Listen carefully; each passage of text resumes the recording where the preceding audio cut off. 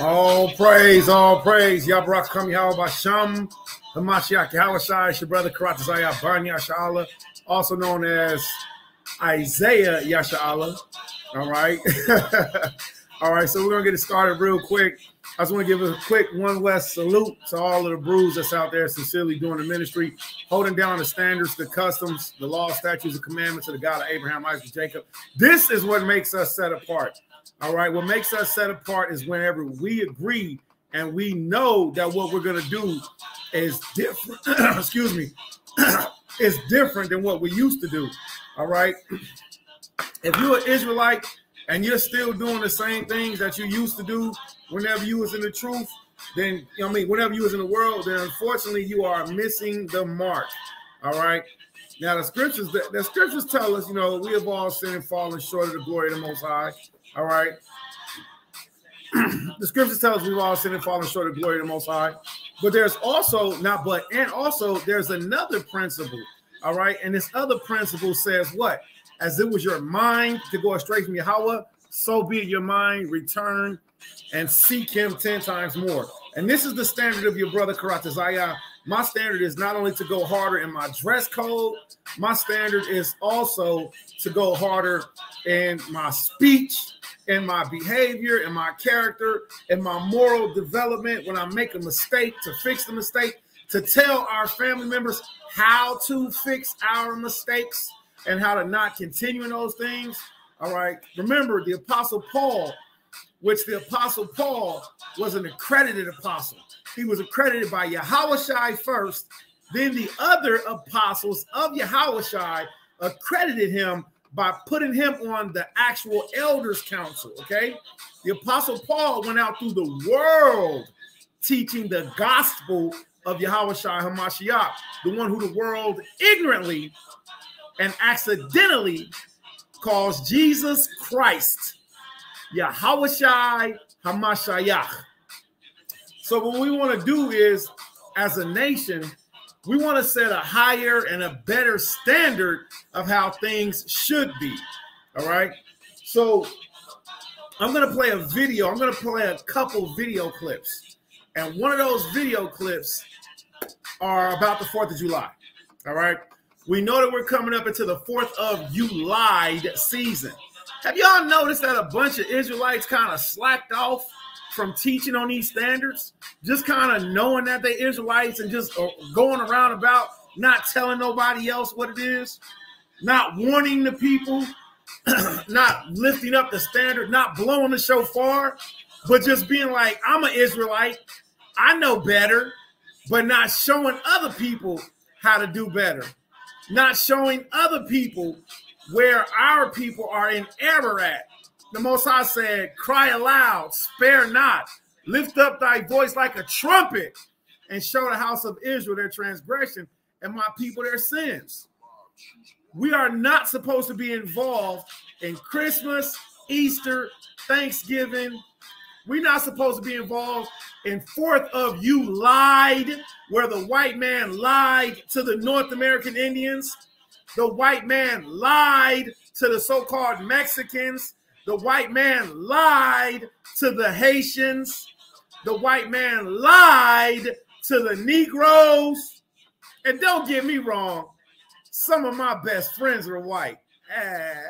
Hey, some of my best friends are white. I got some of my best friends. Some of my best friends are white. The fact of the matter is, the European nation raped, robbed, murdered all over the planet. And some of you people that are from the descendants of the 12 tribes of a man whose name was Israel, your grandparents came over to these shores by way of transatlantic slave trade. And it's like, y'all forgot. Y'all forgot. It's either you forgot or you got too afraid to tell the truth about what actually happened. I'm gonna play a couple clips, couple audio snippets. This video, I hope this video don't get flagged. I do not own the rights to any of these video clips I'm gonna play. I don't own the rights. I didn't create these things. These things were made, and these video clips were made in order to give people edification. Shalom, shalom, shalom. Oh, yeah. So there's a race of people who are still looking for. Can I have an extension cord, please, Baba Kusha? There's a race of people that are still looking for, seeking, hoping, wanting what's called reparations. Reparations. Gas is $5 a gallon, and Negroes is buying firecrackers and bullets to waste. Loud explosion things, making loud noises. In the words of Willie D, Scarface, and the late Bushwick Bill, you Negroes is talking loud, saying nothing. A whole bunch of Don't y'all know that our people was terrorized by the sounds of explosions? Our children were terrorized by the sounds of explosions, dead bodies hanging on trees, dead bodies laying on the sides of the road, birds, ravens, dogs, cats, maggots, raccoons, possums became carnivorous. A lot of these things, they're scavengers anyway. They became ravenous carnivorous from eating off of the flesh of you Negroes that was hanging from trees in the year of 1776. Way back in slavery days, in the Bible, we were not allowed to bury our dead. Listen, Yahweh Shai, this week's Torah portion. Listen, this Bible's so cold it lines up.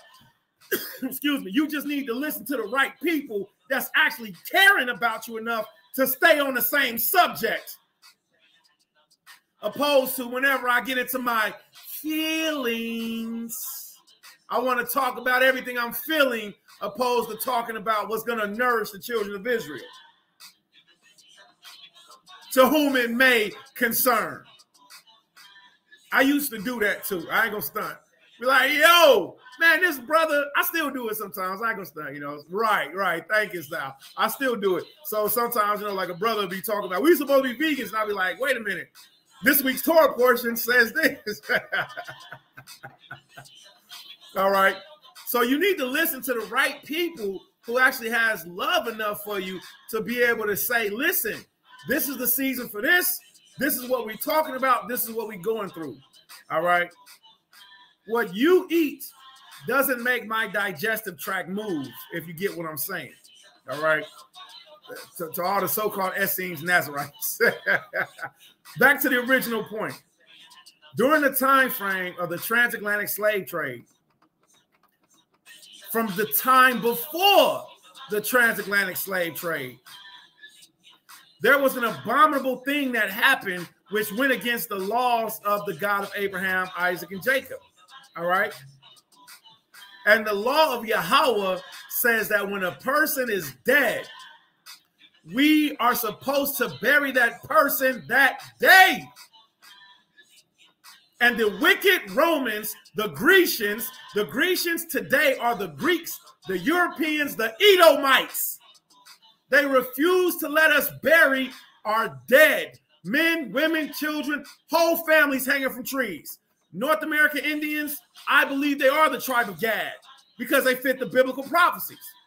So-called Mexicans, they fit the biblical prophecies. Negroes fit the biblical prophecies. Puerto Ricans fit the biblical prophecies. The Arawak Taino Indians fit the biblical prophecies that our dead bodies would hang from trees.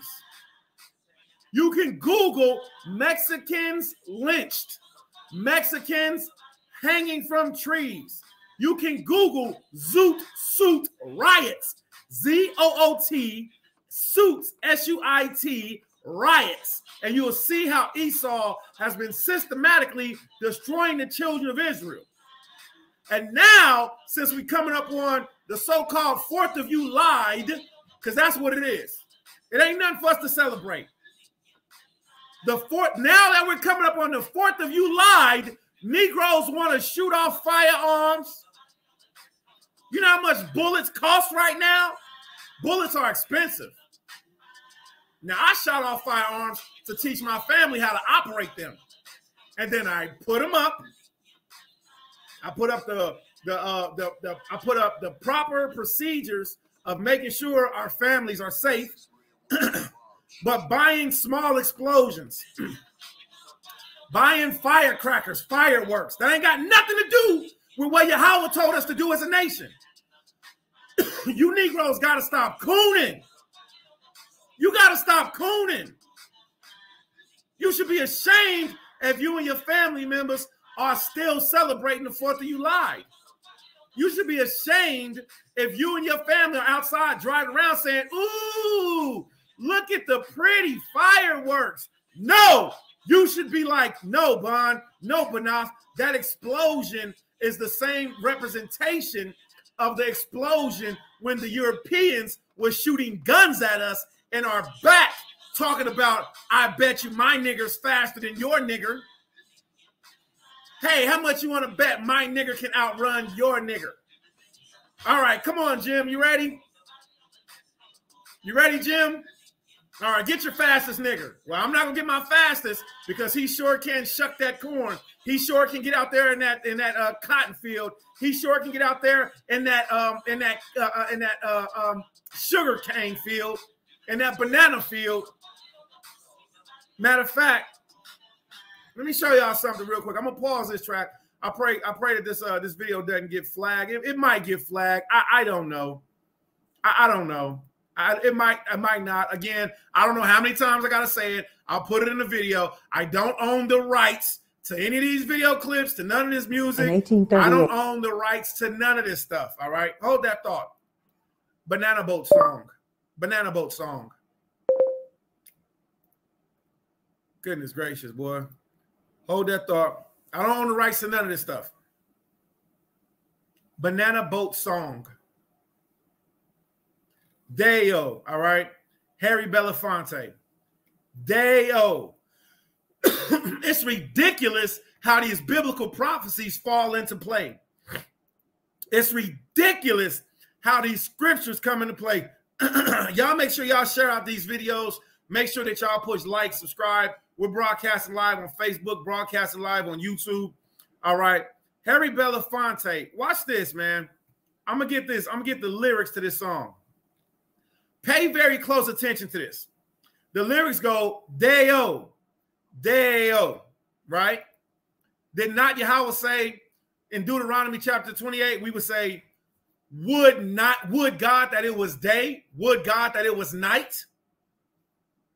You know why? Because according to the scriptures, what happened was we went into slavery, and when nighttime came, we was in oppression. When daytime came, we was in oppression. You Negroes out here partying and celebrating, and y'all don't think that Negroes, Hispanics, Puerto Ricans, Cubans, North America, these devils won't give Indians water. Gadites, they won't give the tribe of Gad water. They're doing the same thing they did during the time of the Torah portion when we was going across the land of Edom, and we said, we'll pay for it. Mashah, Moses, he sent out letters. He sent out emissaries to the king of Edom saying, let us pass. We'll pay for our own water. You know what the evil, evil white man said? He said, no, I won't give you water. You can't pass through my land. The same thing that they're doing now is the same thing that they're doing then. Look it up. Look it up. There should be no celebrating of the 4th of July. Are you Negroes out of your mind? Either you a coon and you're a race traitor, or you just ignorant. Either one of the three. I get there could be more categories, but I'm gonna say either you a certified boot-licking coon, you're a race traitor, or you just ignorant. And you want to celebrate the 4th of July? We're gonna barbecue for what? Don't you know that you was the barbecue Negro? the barbecue. You was the one roasting upside down on a spick. No pun intended to my Issacharite family members. That's why they call y'all spicks, because you was on a spick hanging upside down roasting.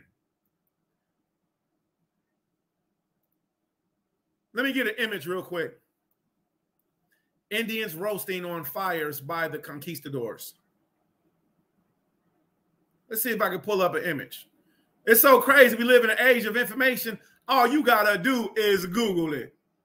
All you got to do is Google it.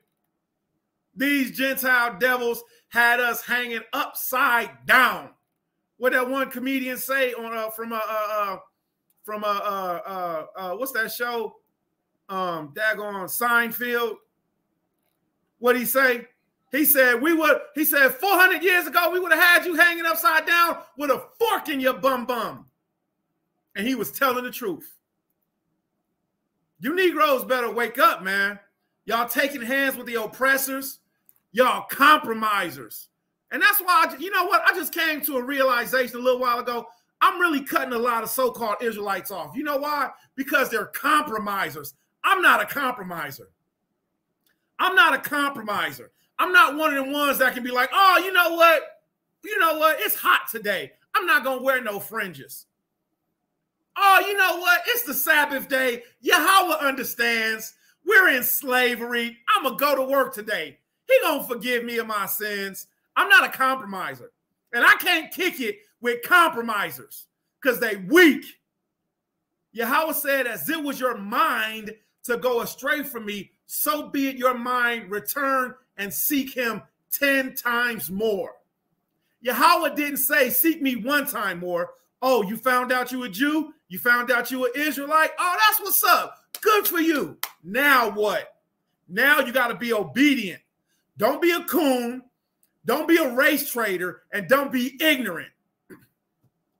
Check this out real quick. Let me show y'all this. All you Negroes like to talk about, we got Indian in our family. We got Indian.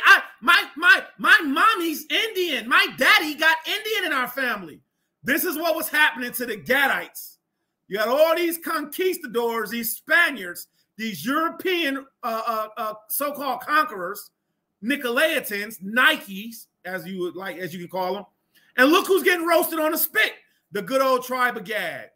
Look who's in the background getting slaughtered and murdered and running for their lives. The tribe of Gad. You Negroes was the barbecue. It was you.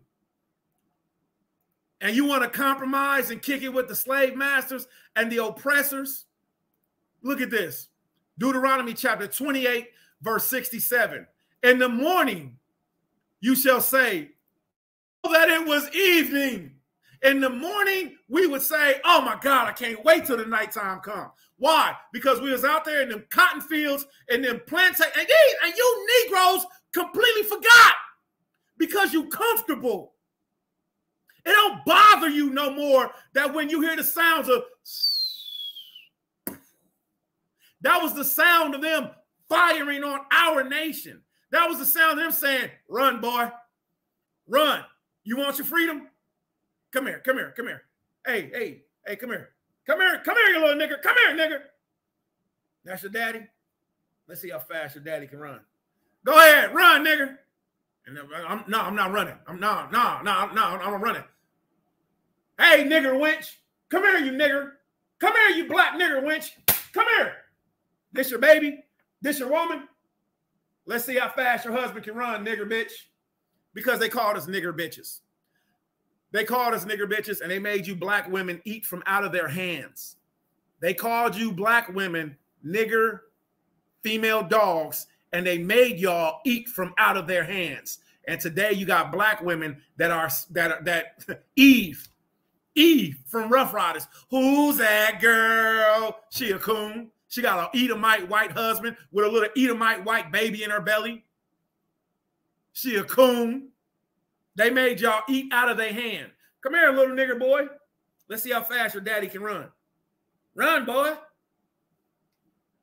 Run. Or I'm going to shoot your wife. Soon as that Hebrew turned around and ran, shot him dead in his back. And none of you niggers better stop working. Keep picking that cotton, nigga. Not nigga, nigger. Keep picking that cotton, you nigger. Keep picking that banana boat, you nigger. Keep picking for that sugarcane field, nigger. Watch this video get flagged for racial slurs. Y'all know what happened in the 1700s? We were still in slavery. We were still getting our backs whipped open. 1776, we did not receive any independence. Let me read the words of the song to you. First, let me read the scripture. All right. Let me show y'all this real quick. So we on screen share. All right. 4th of July. There's talk about reparations. $10 to $12 trillion. You think this government can pay that? This government broke as a joke. This government owes reparations. Now, I pray that we get it. If we get reparations, all praise. You know what I'm going to do? I'm going to invest in some property. I'm going to get some type of residual income right here in America, and I'm leaving. And if my family want to stay, they can stay. I'll make a new family. I can make new children. I can get new ribs. But you know what ribs can't do? They can't get another husband. I pray that my family follows me. But if they don't, hey, keep your portion. Matter of fact, keep your portion of your slavery right here. The best thing we can do if we get reparations from this wicked nation, because Yahushua said, I know thy works, thy tribulations, thy poverty, but thou art rich. Yahushua said we rich. And it's not what America has. It's what he has for us. So if we do get reparations, I'm going to tell you what to do. Invest. This place is going down. You might want to even find investments outside of America. Find ways to get residual income and leave America. Go to the mountains. Go to some place that's off. That's off the grid. Do whatever. Go find a place that has running water, streams, creeks, trees, vegetation growing. It's all over the world. There's Netflix in the Amazon. How do I know? I lived above the Amazon. I think it was like 200 miles above the Amazon. The water, one West Salute, Zaquan Parazad, Zaquan Nathan Yalla, one West Salute. I lived above the Amazon in the mountains. There's Netflix there. You can do it. Check this out. Obviously, 4th of July, celebrating Black folks must not know about the 1619 birth of slavery in the British America colonies and about the 1776 birth of the racist American nation. Must not know because they love it. Look at what the Most High said about us. This is what we would say. In the morning ye shall say, oh, that it were evening. You know why? Because we be in a hot sweat box on the 4th of July. You in a hot sweat, cramped up box, skin being burning, the burning ague, couldn't find no comfortability, dried out, couldn't get no water. And if they did walk past and pour some water on you, it would make the box steam up and you be in there boiling. Buried up to our heads on the 4th of July. Bugs eating our skin. Dogs biting us. Don't you know one of the penalties that they did in slavery is they would bury Negroes, men, women, and children. You better listen, y'all better get this information now because these devils are starting to, they've been hiding it. They're taking away more information from slavery, so we don't know. The majority of our children, they don't know about slavery. They're calling it the African-American migration. We came over here peacefully for employment. Nigga, what? They buried our men, women, and children up to their heads, put peanut butter on the face, and the dogs would eventually go from licking our faces to biting our faces. Biting our faces. Don't you know that in 1776, they would put Negroes in barrels full of broken glass, sharp pieces of metal, rusty nails, and they would kick us in a barrel and we would roll down the hill. If that nigga lived, he won. Get back in the field, nigga. If that nigga died, he lost. I guess he wasn't strong enough. Y'all got to know the atrocities that this nation did to your people on the 4th of July. And you want to celebrate? You broke. What do you look like going out and buying firecrackers? That's just a prophecy of what's going to happen to the land that enslaved the children of Israel. The Most High is going to put firecrackers on this place. So when we were suffering in the morning in slavery, just like now, we would say, oh, that it was evening. Maybe the cool air will come at nighttime and I'll get some relief. Nope. Here come old massa. Boom. Kick that door open, rape you, your woman, and your child.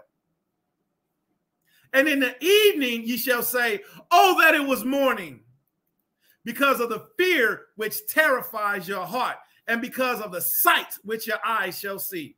Now, that was the New King James Version. Let's see what the King James Version says. In the morning thou shalt say, would God that it were even. And in the evening thou shalt say, would God that it was morning. That means we wouldn't have no rest from day to night, from day to night, from day to night. No rest. You Negroes is cooning and y'all forgot about what happened to our forefathers. Let's see what Harry Belafonte said. This is one of my favorite songs. Y'all remember this song? Deo, Deo, daylight come and me one go home. You thought that was a song about daggone Beetlejuice? Beetlejuice and a little white girl floating around in her living room doing a maraca dance with some ghosts? No, this song is about slavery.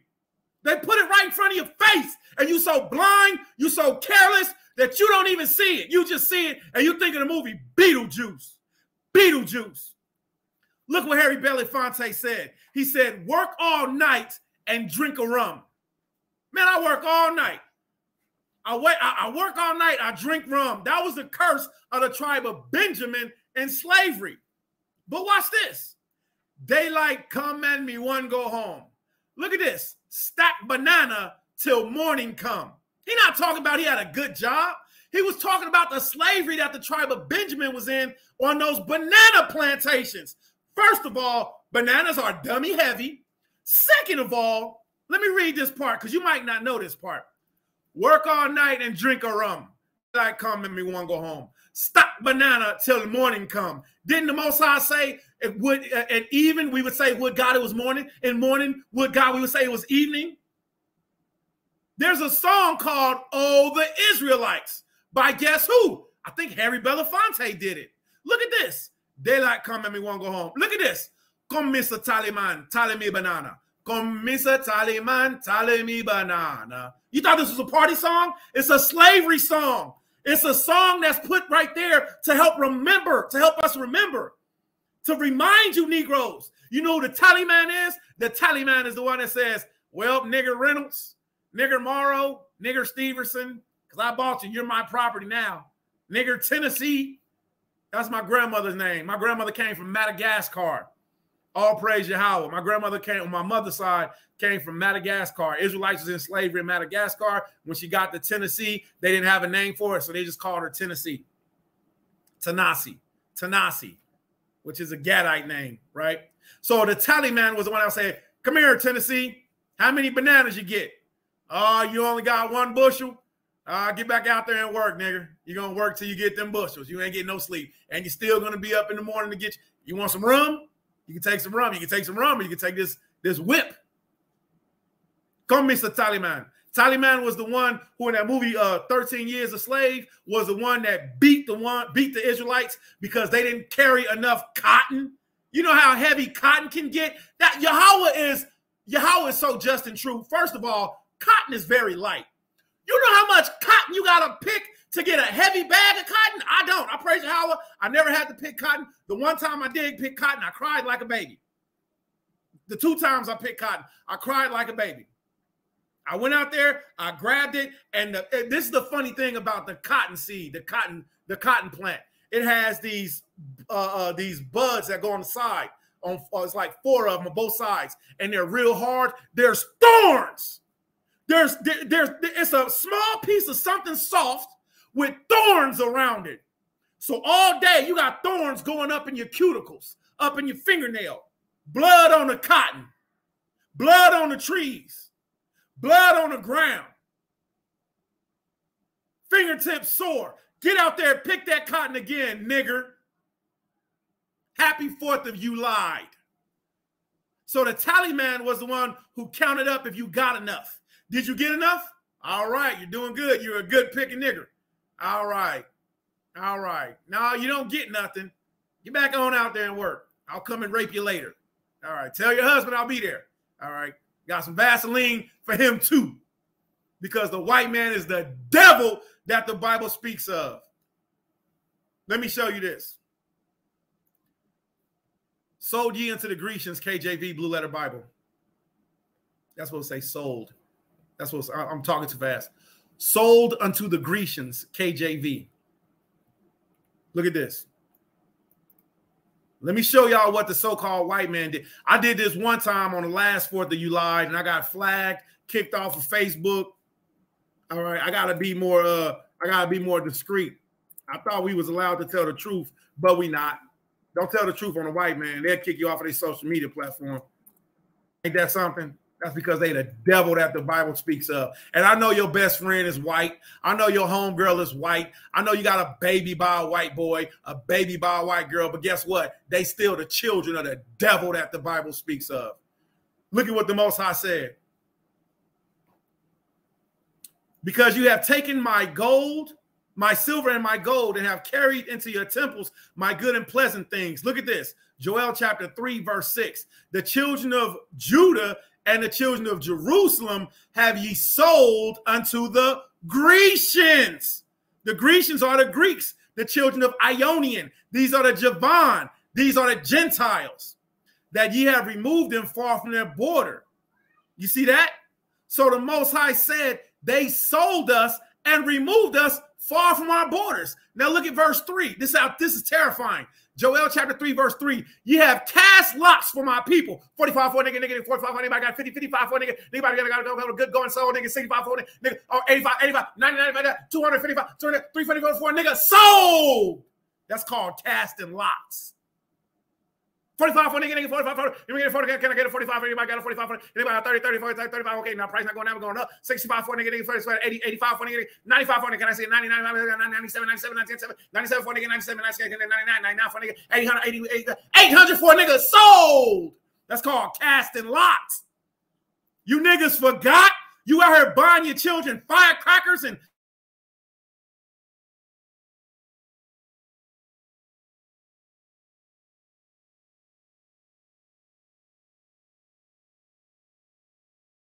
boy for an harlot. Have given a boy for a harlot. Have given a boy for a harlot. Have given a beautiful little Israelite son of Jacob, son for them to have sex with. Let me help y'all out real quick. I got to be careful because I really don't want this video to get flagged because I do want it to reach the people. And you might know how to say it, but I do. Hold on. Goodbye, Uncle Tom documentary. Goodbye, Uncle Tom movie. That's not what I'm saying. I'm saying goodbye. I'm saying goodbye. Excuse me. Good. B-U. I'm sorry, B-Y-E, B-Y-E, B-Y-E. But like, I'm not a very fast typer. That's why I be talking. I be texting it. If you haven't seen this documentary, please watch. I need to download this. I forgot, man. All praise the Most High, man. I got YouTube Prime. I can download. All right. Let me get this real quick. Y'all need to get this movie. Y'all need to watch this movie. Now, it starts off weird, okay, because it's made by the French. But the problem is that the French are storytellers. They're very artistic. Here go another thing about the French. They can be very truthful, all right? They're artistic, but they truthful. So let me get this. I'm going to copy paste this over here, all right? The screen is blurry. Oh, okay. Thawada for letting me know, Amazaquan. All right. I'm going to paste that right there. Here's the documentary, Goodbye, Uncle Tom. Now, here's the bad part of the movie Goodbye, Uncle Tom. It's very gruesome. All right. It was done in the 1970s. It's very gruesome. But if you can stomach it, if you can stomach what, let me know. Is that better? Is that better? I had to wipe it off. All right, the water. Shalom to you. Shalom, Nunya. Shalom. Nunya says straight up. Nawa'ah. Shalom. Double honors to your household. All right. All right. So have given a boy for a harlot and have sold a girl for wine that they might drink. They sold our sons and daughters. And look, this movie is phenomenal. Here it go right here. All right. Now, look, I'm going to pause it right here. I'm going to pause it. I'm going to pause it. The last time I showed this documentary clip, they flagged me for showing something that they did. They flagged me for showing something that they produced. They produced the truth. Aren't these two beautiful little girls? Aren't these two little girls so beautiful? Aren't they so handsome and comely? These aren't two little girls. These are two little boys. And when you watch the documentary, the guy, he says, he calls them a dirty cigarette. He calls them a dirty cigarette, all right? Because now that's how we got to talk. Can't even tell the full blunt truth. So when the scripture says they have cast, look,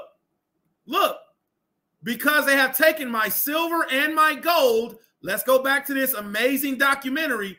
They painted us up in silver and gold. Now, Yahweh already called us his silver and his gold. They painted our bodies up. The little boys, it's so hurtful. It's so hurtful to have to go through these clips, all right? This video is not for children, all right? Look, age-restricted video based on community guidelines. Why? Because they tell the truth in this video. The Most High says, because you have taken my silver and my gold and carried into your temples my goodly and pleasant things. They have cast lots for my people and have given a boy for a harlot and sold a girl for wine that they might drink. Harry Belafonte, he's saying the same thing that Deuteronomy chapter 28, verse 67 says. Would God that it were even, that they would say, would God that it were even, and that even thou shalt say, would God that it were morning, for the fear of thine heart, wherewith thou shalt fear, and for the sight of thine eyes, which thou shalt see. The Gentiles seized our nations by explosions. They seized our homes by, what you gonna do? You're gonna take your son outside, your daughter outside, you're gonna say, look at the pretty fireworks. You should be out there like, this is how they terrorized and terrified us by not only shooting at us, but exploding our bodies, our homes, burning our bodies, burning our homes. And this is them celebrating when they got free, so-called free, from another branch of their own nationality. It has nothing to do with us, you Negroes, you so-called Hispanics, you North American Indians. Remember, 1776, we were being murdered during this time frame. Still, 1776, while they were popping off firecrackers, we was like, our shows can't wait till the Most High sets us free. Daylight come and me one go home. That song wasn't invented yet. We were singing psalms. Okay. But look at what Harry Belafonte said. He said, come Mr. Tallyman, tally me banana. Daylight come and me one go home. Come Mr. Tallyman, tally me banana. Look, he says 6 foot, 7 foot, 8 foot bunch. Shame on Lil Wayne because he is a super mega coon. All right. That he is a sellout to the umpteenth degree. All right. He used this song. This song is about slavery and he turned it into wickedness. The Most High said, woe to those who say evil is good and good is evil. Look at this. Day is a day-o. Daylight come and me one go home. Look at this. A beautiful bunch, a ripe banana. Daylight come and me one go home. Look at this. Hide the deadly black tarantula. What? How does that verse even fit into that song? How does that verse fit into that song? How does that verse fit into that song? A beautiful bunch, a ripe banana. Daylight come and me one go home. Highly deadly black tarantula. How does that verse even fit in that song?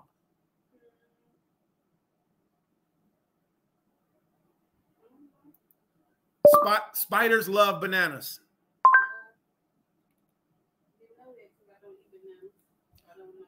Spiders love bananas. Tell me, how do y'all feel about this? You carrying a bunch of bananas all day. You carrying bananas all day, all night. You done picked them off of a closed-picked banana bush tree. A bushel tree. It's a whole family of tarantulas living inside the bananas. So therefore, you pick off the bananas. Now what? You and your family carrying them back up. What's wrong? Abba fell down. You know why? Because that same Caribbean that had to carry back that bushel got eaten up, them down there. That man got eaten up. Let's see. Let me show y'all. Watch this. Now, I don't know what this Gentile about to say. I don't know what he's talking about, but this is something that I do know. All right. Watch this video clip. Tell me what y'all think about this. Watch close. What's that? All right. Yeah, he eating it. Yum, yum, yum. What's that? Yum, yum, yum, yum, yum. Yeah, nice banana. What's that? I can't stand eating mice. Boy, Gentiles just, they are the devil that the Bible speaks of. Here we go. Watch this clip.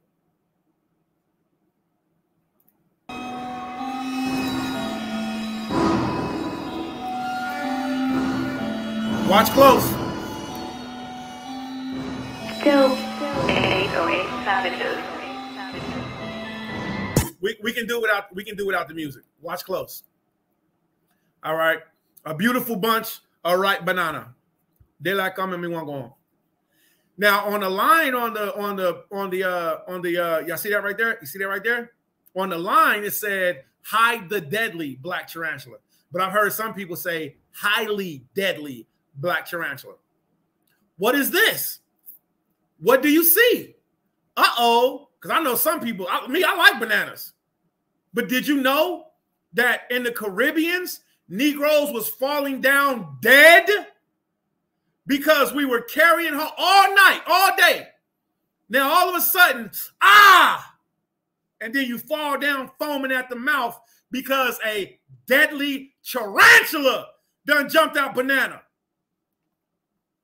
Listen, that happens. You don't believe me? Look it up for yourself. This is why Harry Belafonte said a beautiful bunch of ripe banana. Hide the deadly black tarantula.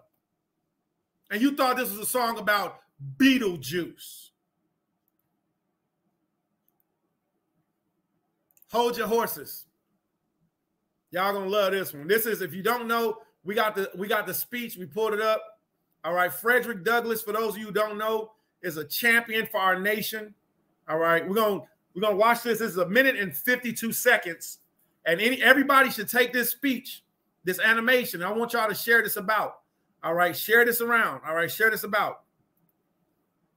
Oh, y'all don't. Oh, okay. Tawada for let me know. Man, I was in the zone, right? I was in the zone. I'm just I'm just watching away, huh? All right, okay. Let me get it. Let me pull it back up. All right. Tawada, everybody, for your help. Okay. All right. Oh, wow. Y'all didn't see nothing else. Well, you know what? That might be good. That's probably good that y'all didn't see. And the reason being is because some of the stuff I was kind of like, I was questioning. I was like, man, I hope they don't flag me for that in my head, you know, but it's okay. So I can go back and I can show it. So I shared the video clip for Goodbye, Uncle Tom. This is the, let me see. So now I know we're sharing. Tawada, everybody. Tawada for letting me know. All right. Okay.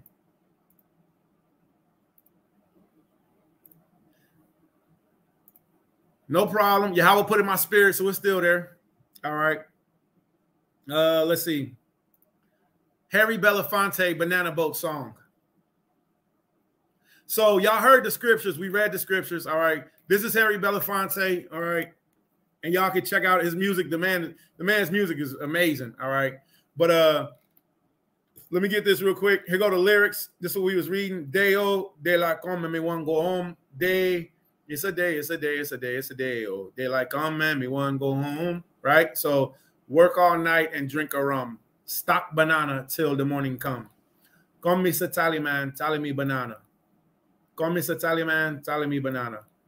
6 foot, 7 foot, 8 foot bunch. All right. That means it was a struggle. It was hard having to carry I'm 6'1". Having to carry a 6'1" bunch of bananas all day, a 7 foot bunch of bananas, an 8 foot bunch of bananas all day. Look at this. A beautiful bunch of ripe banana. Hide the deadly black tarantula. All right.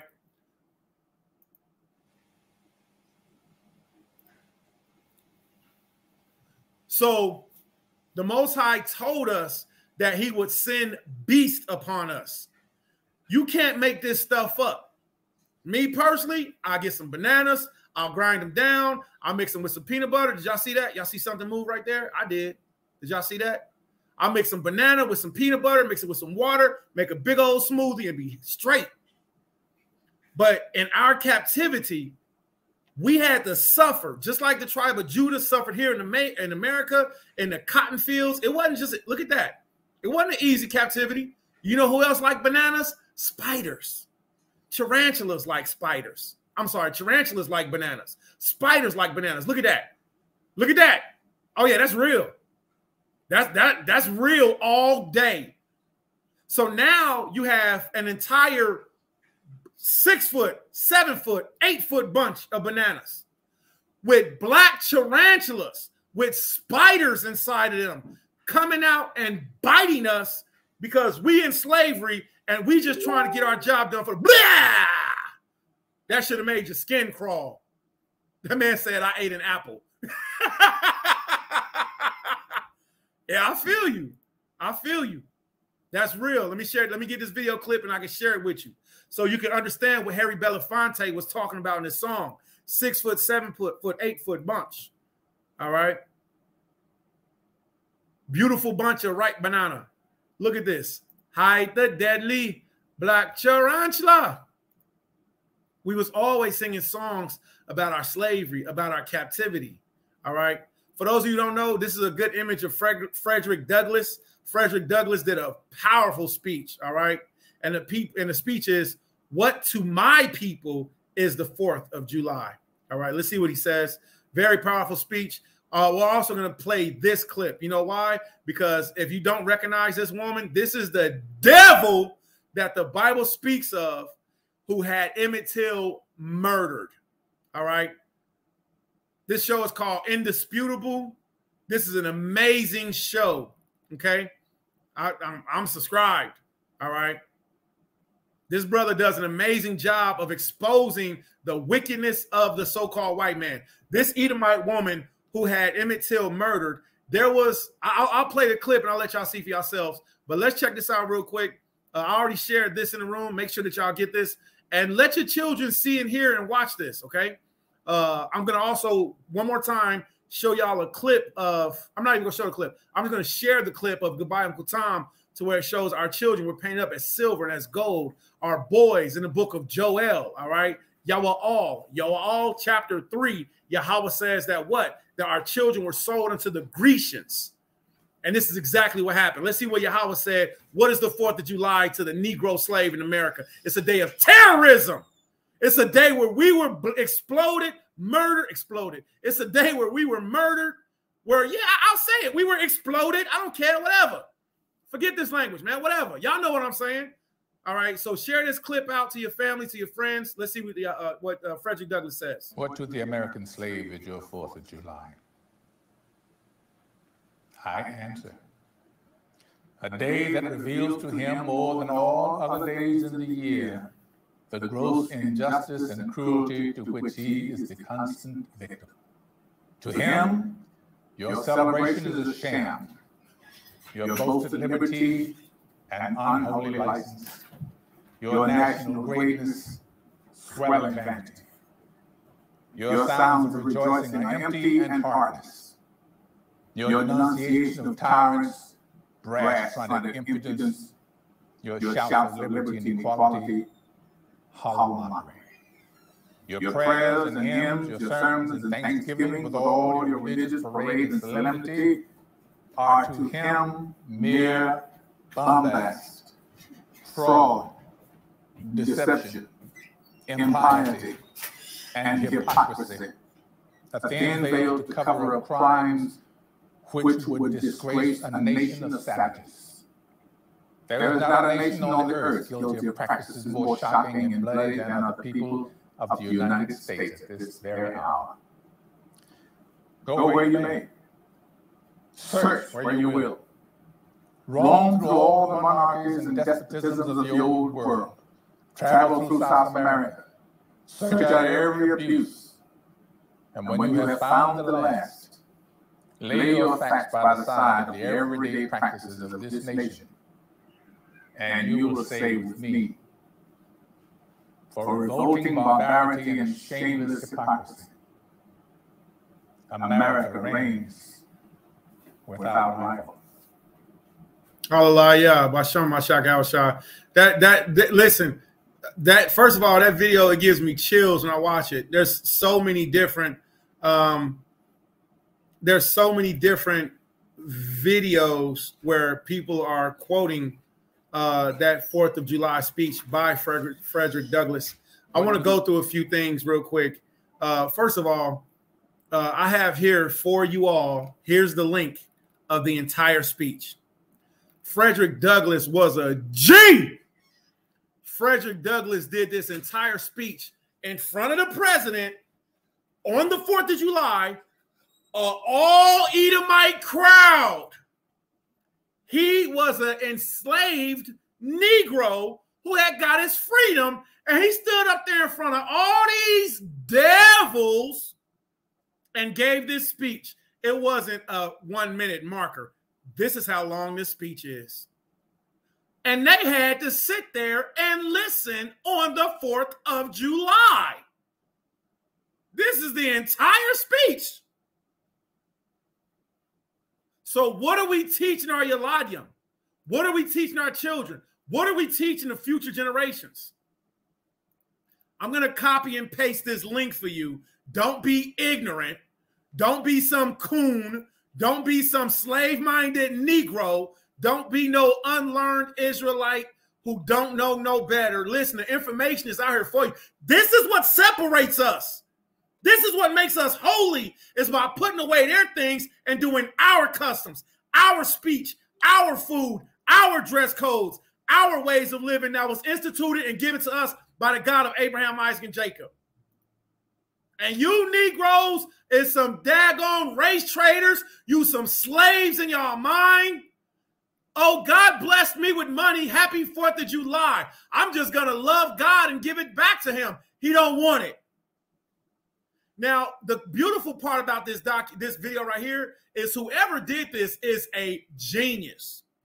First of all, it starts off with the head of Frederick Douglass. And I don't know if y'all seen it, but each clip moves to an historical picture that you can find. And then it ends up being a picture of Frederick Douglass being beheaded over presidential presidents of America. Look, this punk, he got on a fanny pack. This is just ridiculous.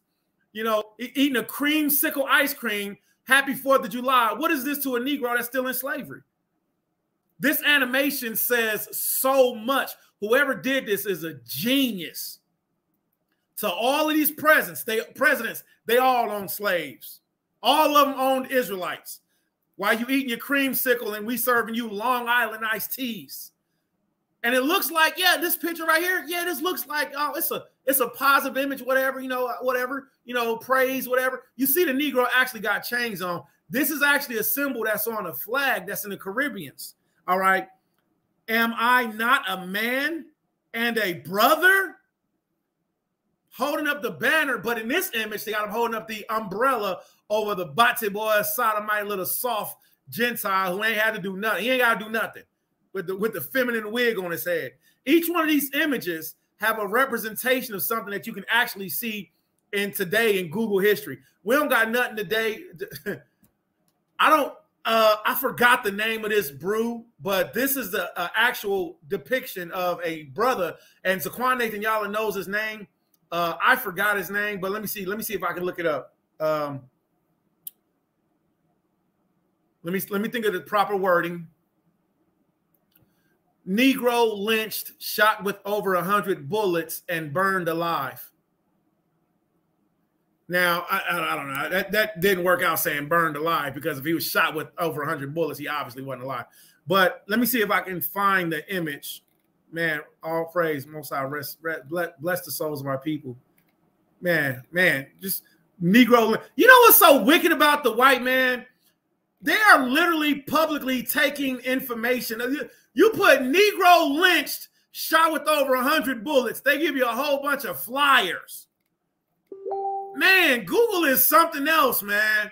Google is something else. And y'all be careful, too, because let me see. Negro, I'm going to put Negro shot with Negro. I'm going to take out the word lynched. All right. Does anybody know the name of that brother, man? But it was an actual picture. And look, man, look at this, man. They are the devil that the Bible speaks of. Just blatantly hiding information. Let me see if I can do this real quick. I'm going to do something different. There's a different search engine called DuckDuckGo. And DuckDuckGo doesn't censor as much information as Google does. All right. But I want to, let me see. DuckDuckGo. All right. Let me see if I can pull this up. DuckDuckGo search engine. Yeah. Okay. Paste. Man, dang it, man. I'm gonna ask Zaquan Nathan Yala, what was this Gentile? What was this Israelite brother's name, man? But he was, and this isn't just a cartoon. Let me get back to the screen share so y'all can see it too. Does anybody remember his name? Man, please, Baba Kushah, man. Thawada for y'all support, man. Be sure to share out this video, man. Share this video out, man. You know, that's the only way we're gonna get the word out, man. Get this ministry out, man. You know, we don't do this for likes and for popularity. This is for our people, man. This is real. This is for our people's edification, for real. But this is actually a representation of an Israelite, and this is how his body was. His limbs was chopped off. They cut off his penis. They dismembered him. They shot him with over 100 bullets. They hung him from a tree, and they burned him alive. I'm sorry. He was already dead. They burned his body in the center of the square where everybody was, where everybody could see it. All right. That's pretty cool. They came in on the, oh man, you know, hey, picture day, family day. Oh, look, we're standing here, me, you know, look, and it's so funny. He actually has a representation of Adolf Hitler. Whoever did this is a genius. All right. Got the proud white mom standing right there. And the celebration is the Negroes hanging from a tree. Now, this image that's over here, you can actually see this image. I don't know if you can still find it on Google. Google is the devil. They're taking public information off. They're censoring information. It comes down to a simple a water fountain, but boom, zooms out. All right. Zooms out to a whites only water fountain, an Israelite being persecuted for it. All right. Now, I don't know if y'all remember this, but I think this was in Guantanamo Bay, but they were showing how they were torturing, electrifying. They were electrocuting, I believe it was Ishmaelites, Arabs at this time frame in one of Esau's remote locations. And then it got even sicker. Well, that right here, of course, you know, it's the representation of the airplane flying into buildings, and then it shows firecrackers going off, you know, from what? From the explosions. All right. So whoever did this was a genius. All right. Now, and remember the last one I said, when I said this was it was showing, I think Guantanamo Bay is a place of slavery. It's a place of torture. Now, this is a real picture. This is a real picture. And what happened? These pictures came public because the soldiers were showing these men being sodomized and tortured. But this is a representation of two real officers. And they took this picture, these men being sodomized and tortured. And United Snakes. Hold on. This picture, this is a real picture here too. If anybody remember this, you know, help me explain. All right, this man right here, this woman, these were two officers. And it's funny, they put him in a bikini. All right. And she was really doing this in her pose. He was really doing this in his pose. And they had, you know, whoever this, you know, unfortunate soul was down on the ground with a leash on her neck, starved to death, posing with him. And the pictures came out public and they put it on social media. And they put it on social media. Do y'all hear me? This is why we call the white man the devil that the Bible speaks of. Why? Because the scripture says that the devil came to steal, kill, and to destroy. To steal, kill, and to destroy. Shalom, man. Make sure y'all share this out, man. So we already played the audio clip to this. That's the actual video, and y'all can have that video. It's free. It's for the public domain. Anybody can have it. Please, like the sister said, be sure to share. Be sure to share this video out. All right. All right. We need to hear this. We need to see this, especially during this time frame in the season that we're living in right now. I'm going to go ahead and close that window. And now, watch this. Indisputable. Excuse me. All right. Now, if it was up to me, this Negro would have a full beard. But even Joseph said, I don't support shaving. All right. I'm a no compromise. I don't compromise. I'm not compromising. You can't. The scripture says, as it was your mind to go astray from me, 10, so be your mind, return to seek me 10. You can't seek the Most High 10 times more, and you compromising? So I am not a compromiser. I don't teach to compromise. Go along to get along spirit. We don't teach that. So Joseph, he did what he did. I can't speak against that. All praise the Most High. But you're not Joseph. I would tell this, if I spoke to this brother, I'd say, listen, Ak, gain your glory, gain your honor from Yahweh, take off that damn Adolf Hitler mustache, let your full beard show. You look weird. You look weird with your bald baloney face. You a full man. But that don't got nothing to do with the fact that he gives good reports. That's my zeal for the Torah, okay? That's my passion for being obedient to Yahweh, all right? That would be my words to him. But let's play this. Check this out. It says, proposal to teach slavery as involuntary relocation.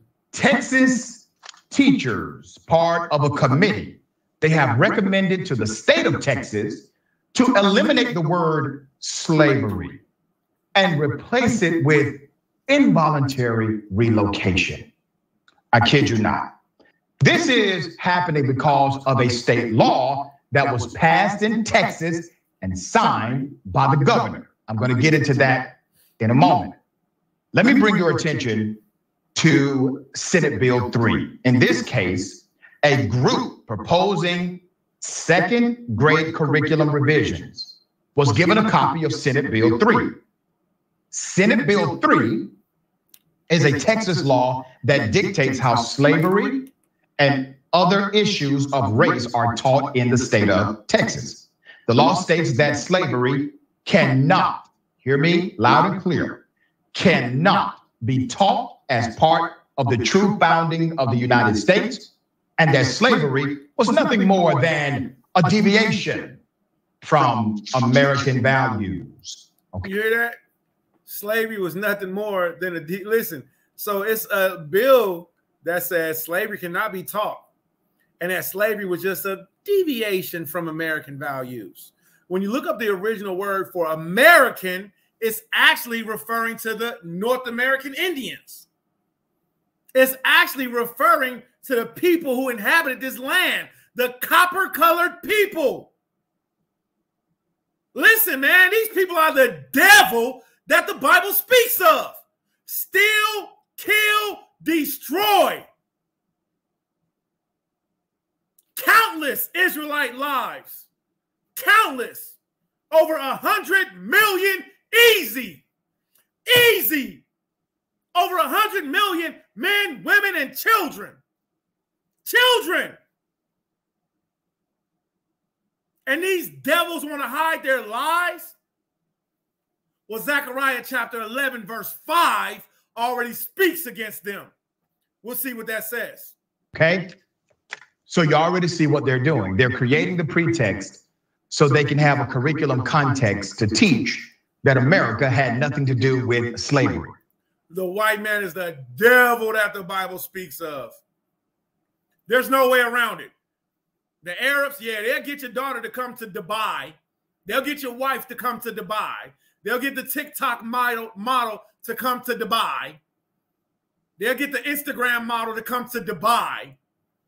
But the white man is the devil that the Bible speaks of. Flat out. Let's get another indisputable case. Now, watch this. This is going to bring us to Zechariah. Watch. You see her? She needs to die in jail. Now, I don't say that lightly, okay? This is the woman who's... Let's play his words again. You see her? She needs to die in jail. Now, you see her? She needs to die in jail. You see her? She needs to die in jail. You see her? She needs to die in jail. She needs to die in jail. Now, I don't say in jail. Not in jail. Now, she needs to die in jail. She needs to die in jail. She needs to die in jail. Now, she needs to die in jail. She needs to die in jail. She needs to die in jail. Now, I don't say that lightly, okay?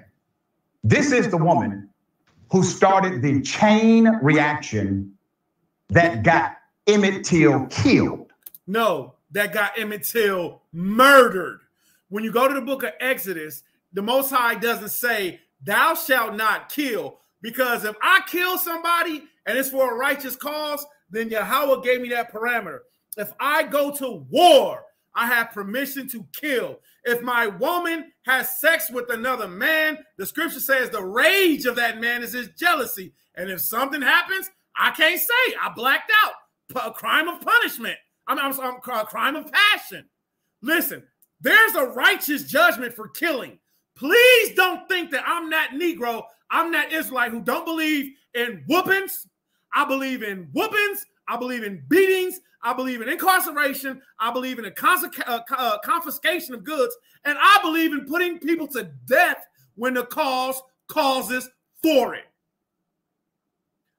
If somebody breaks into your house and the sun is down, according to the Torah, if you tom-tom them down, tom-tom them bad man down, that person is no longer.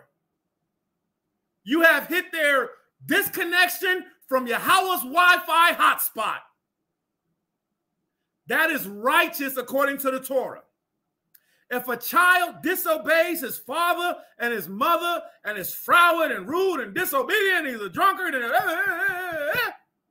now, let me say I praise Yahweh for grace and mercy because I should have been put to death. I stole from my mother. I disrespected my father. After Yahweh corrected me, he changed me to where now I have to do things completely different. Matter of fact, I need to go get my mama's clothes and iron them. Go get Alma's clothes, iron her clothes. Go get her clothes, iron her clothes. All right. The scripture says, do service unto your parents as you would your masters, Sirach chapter 3. Don't misunderstand.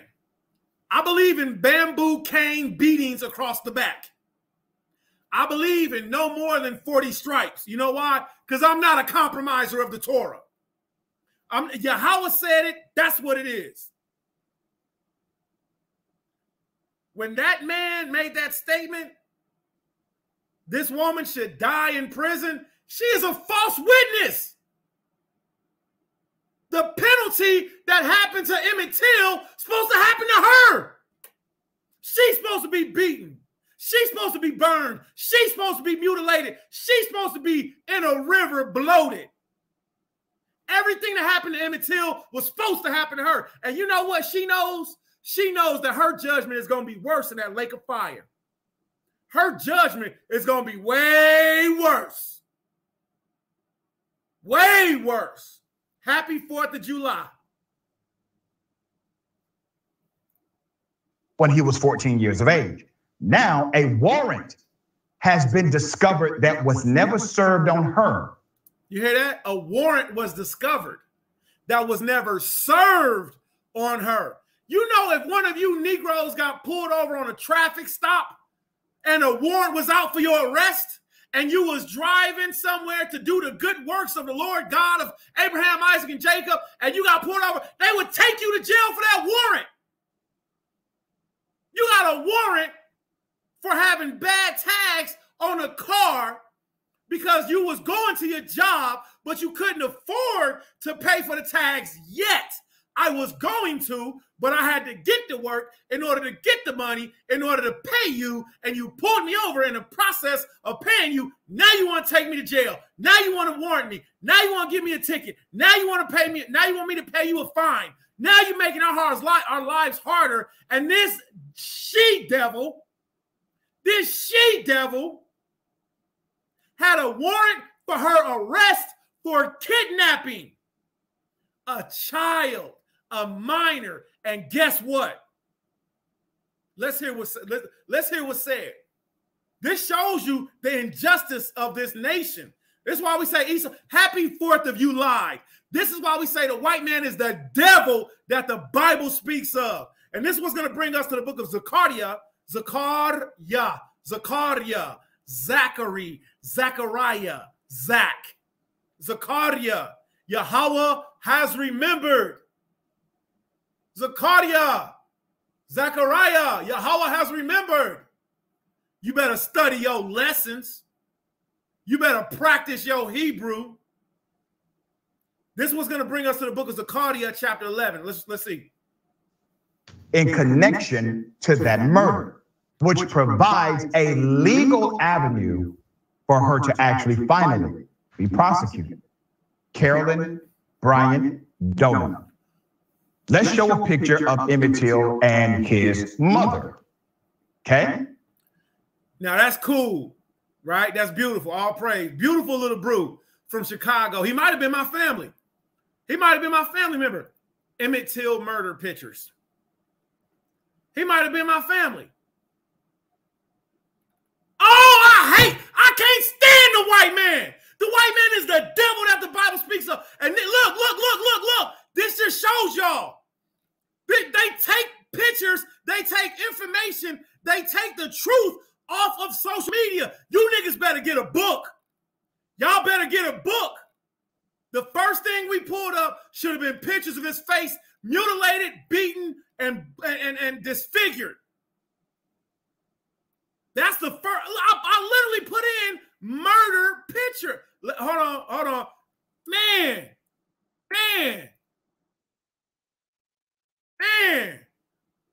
Look at this. They put all of the nice pictures up. Look at this, man. They are the devil that the Bible speaks of. You Negroes is going further away. Y'all going further away. Y'all don't see this? Man, all praise. We found one. Out of who knows how many results. Look at this beautiful Hebrew. My family comes from Chicago. My family comes from Mississippi, which a lot of you Negroes got to be careful. You marrying family members from the South.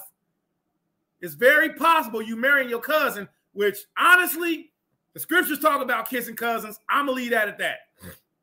My family came from the South, Mississippi, Tennessee, went up towards the north, St. Louis, East St. Louis, Kansas City, Chicago. I might be your cousin. Emmett Till might have been your cousin. That's so sad, man. Look, you know what his mother said? She said, no. Leave the casket open. She said, I want the world to see what they did to my bond. I want the world to see what these devils did to my prince with the handsome, beautiful, light eyes. Look at that black and white picture, and you can still see the boy had beautiful eyes. 1950 to 1960. They the devil. And you Negroes celebrating, loving the 4th of July. Do your damn job. Do your job. Tell the people. Cry aloud. Spare not. Don't come complaining. Don't come complaining. Do your job. Tell the people what happened. The 4th of July, 1776, we were still getting murdered. We were still in the plantation fields. This beautiful baby brew. I got a son this age. And y'all not going to tell his story? Mammy Till had to cry for her bond. There's scriptures on that too. Let's get this one.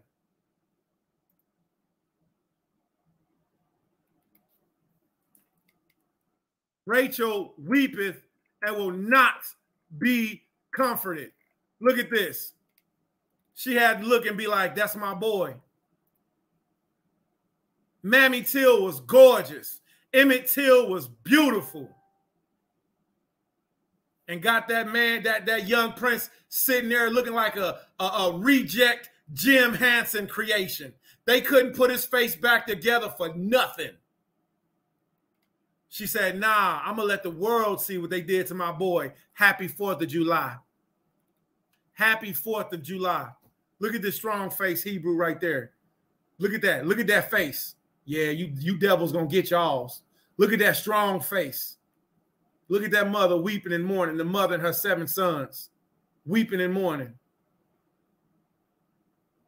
Look at that grip he got on her arm. He got his glasses in his hand. Look at that grip he got on her wrist. Look at her hands together praying. Look at the face of this boy.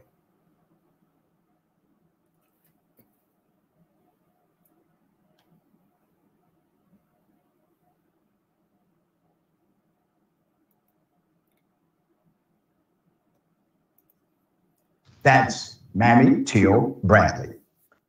I want you to remember that Emmett Till was 14 years of age when Carolyn Bryant decided to lie on him, create a mob justice atmosphere where 2 men connected to her kidnapped him and killed him. All right? They didn't kill him. They murdered him. It's a big difference. It's a difference between killing. It's a difference between murdering. They murdered him. When you go HAFTARAH, the book of Exodus, Yahweh Amar La Masha Ata La Ratzazak. Ratzazak means murder. It don't mean kill. Ratzazak. So get the terminology right.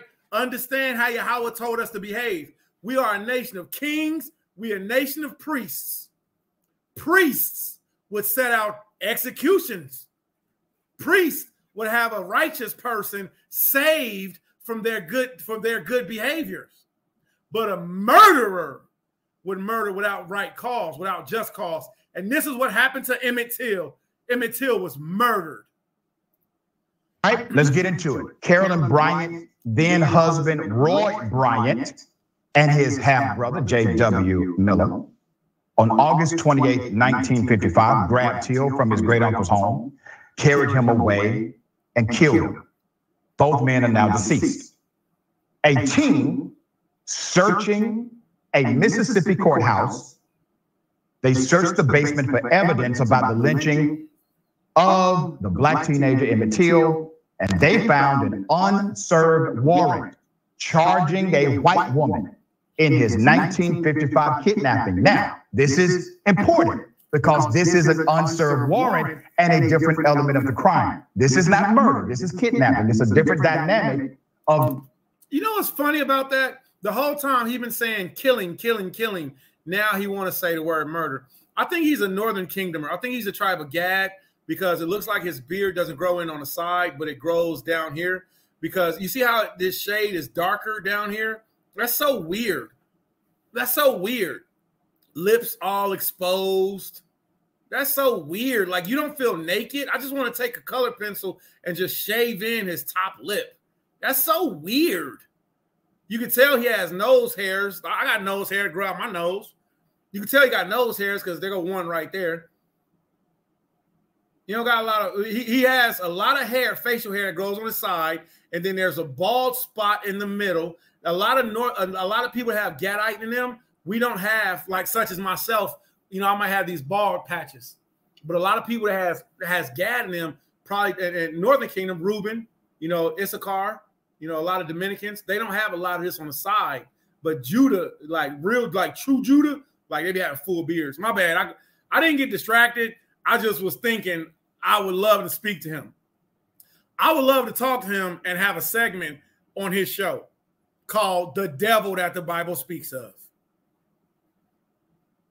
The devil, T that, T the B, Bible, S, speaks, O, of. The devil that the Bible speaks of. I'm going to reach out to him and see if we can do that. And see if we can do it without having no connection to him, but he still backs it, and we tell the truth. We tell what he tells, and we also do it from an Israelite biblical perspective. And then maybe he can even get you know, funding from it, whatever. I'm gonna see if I can do that. But get back to the original point. All this time he was saying kill, kill, kill, kill, kill, and now he says this warrant wasn't a warrant for killing, but it was a warrant. He said this warrant was a warrant for kidnapping, not for murdering. He should have been saying murder the whole time. And you Israelites, y'all need to know the difference between killing and murdering.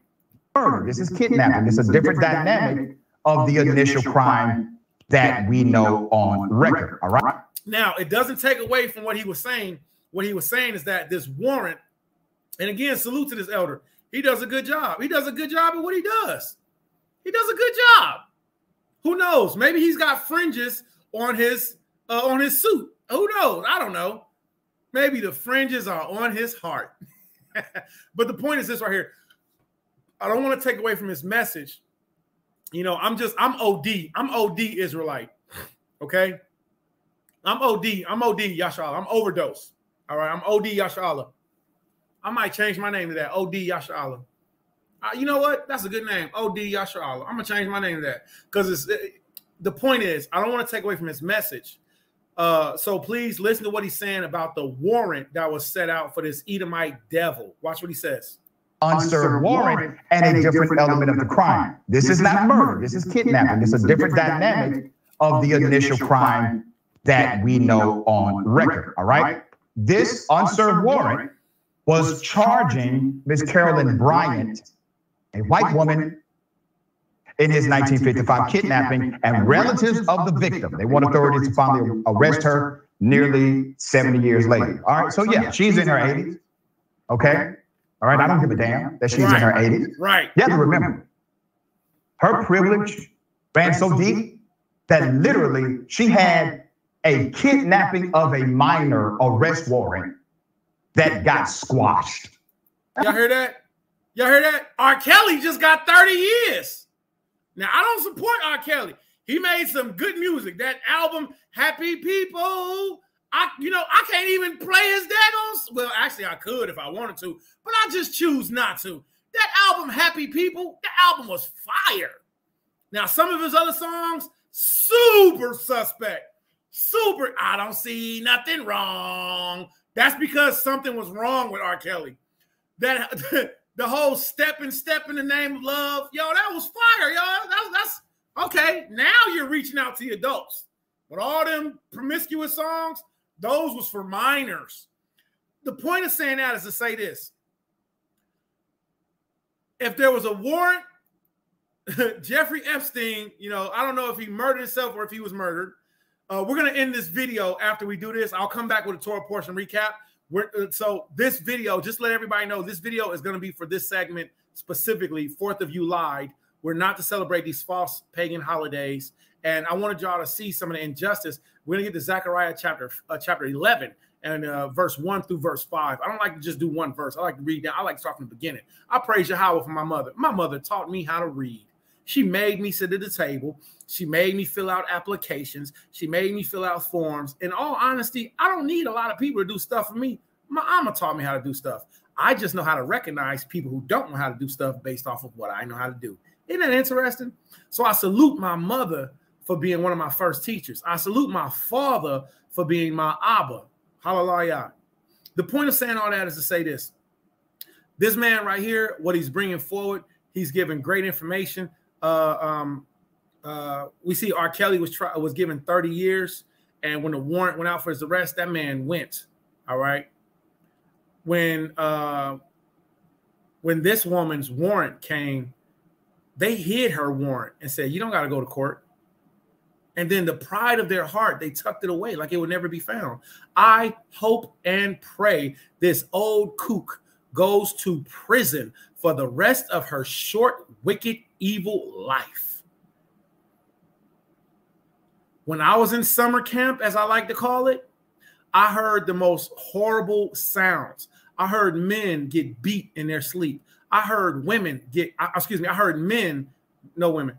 I heard men get raped in their sleep. Sounds that I will never forget for the rest of my life. Sounds that changed my psychology, changed my way of thinking, changed the way I praise Yahweh for keeping me safe. And yeah, I went to summer camp. I spent some time in summer camp a couple times. Yahweh gave me one long stint in summer camp. Wasn't too long. It was long enough for me to get my stuff together. And I will never go back unless I go back for this ministry, for this gospel. And what I seen was that if you were a person who hurt a minor in summer camp, you were not a favored person. This 80, 70-year-old woman, however old she is, she will get her business. She gonna get her business. If not from man, she definitely gonna get it from the Most High. I don't care if she goes to prison for the rest of her life and die in prison. The Most High said, you will bear your iniquity. The Most High said, you shall carry your sin. And that's what's so important when we look at Hamashiach Yahushai. When Yahushai was bearing the cross, he was carrying the sins of all Israel, of all the world. Whether you want to call that world Israel or you want to call that world the whole world, I know what the scripture says. I know he died for the sins of Israel. All right, I know that. Whether you want to call it the sins of Israel or the sins of the world, Yahweh carried a burden that we couldn't carry. This Edomite devil, she carrying a burden. She wished, I know she wished she never lied that day. She wished she never lied that day. And all you Israelite that got y'all Edomite, Gentile husbands and all that other stuff, y'all gonna get y'all portion too for taking them Gentile side. You better rebuke and y'all better leave from wickedness and follow righteousness. All right, let's see what this man said. Now, I'm not telling nobody to lead their husbands, but the prophet Ezra did. Nothing of a minor arrest warrant that got squashed. You know, no big deal. You're okay. She was free. You can't even have a warrant for a damn traffic ticket and remain free for 7 years. At some point, you have to answer for that traffic ticket. This woman had a warrant for her arrest for kidnapping a child. There's more. A warrant for the arrest of Carolyn Bryant, identified as Mrs. Roy Bryant in the warrant, was discovered last week by searchers inside a file folder that had been placed in a box. The Leflore County Circuit Clerk Stockstill told the Associated Press on Wednesday.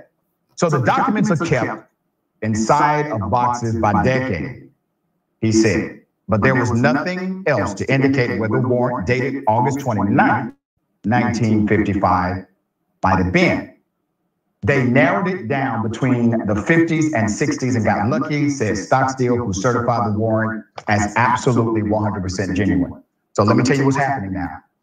Remember your dates. August 28, 1955.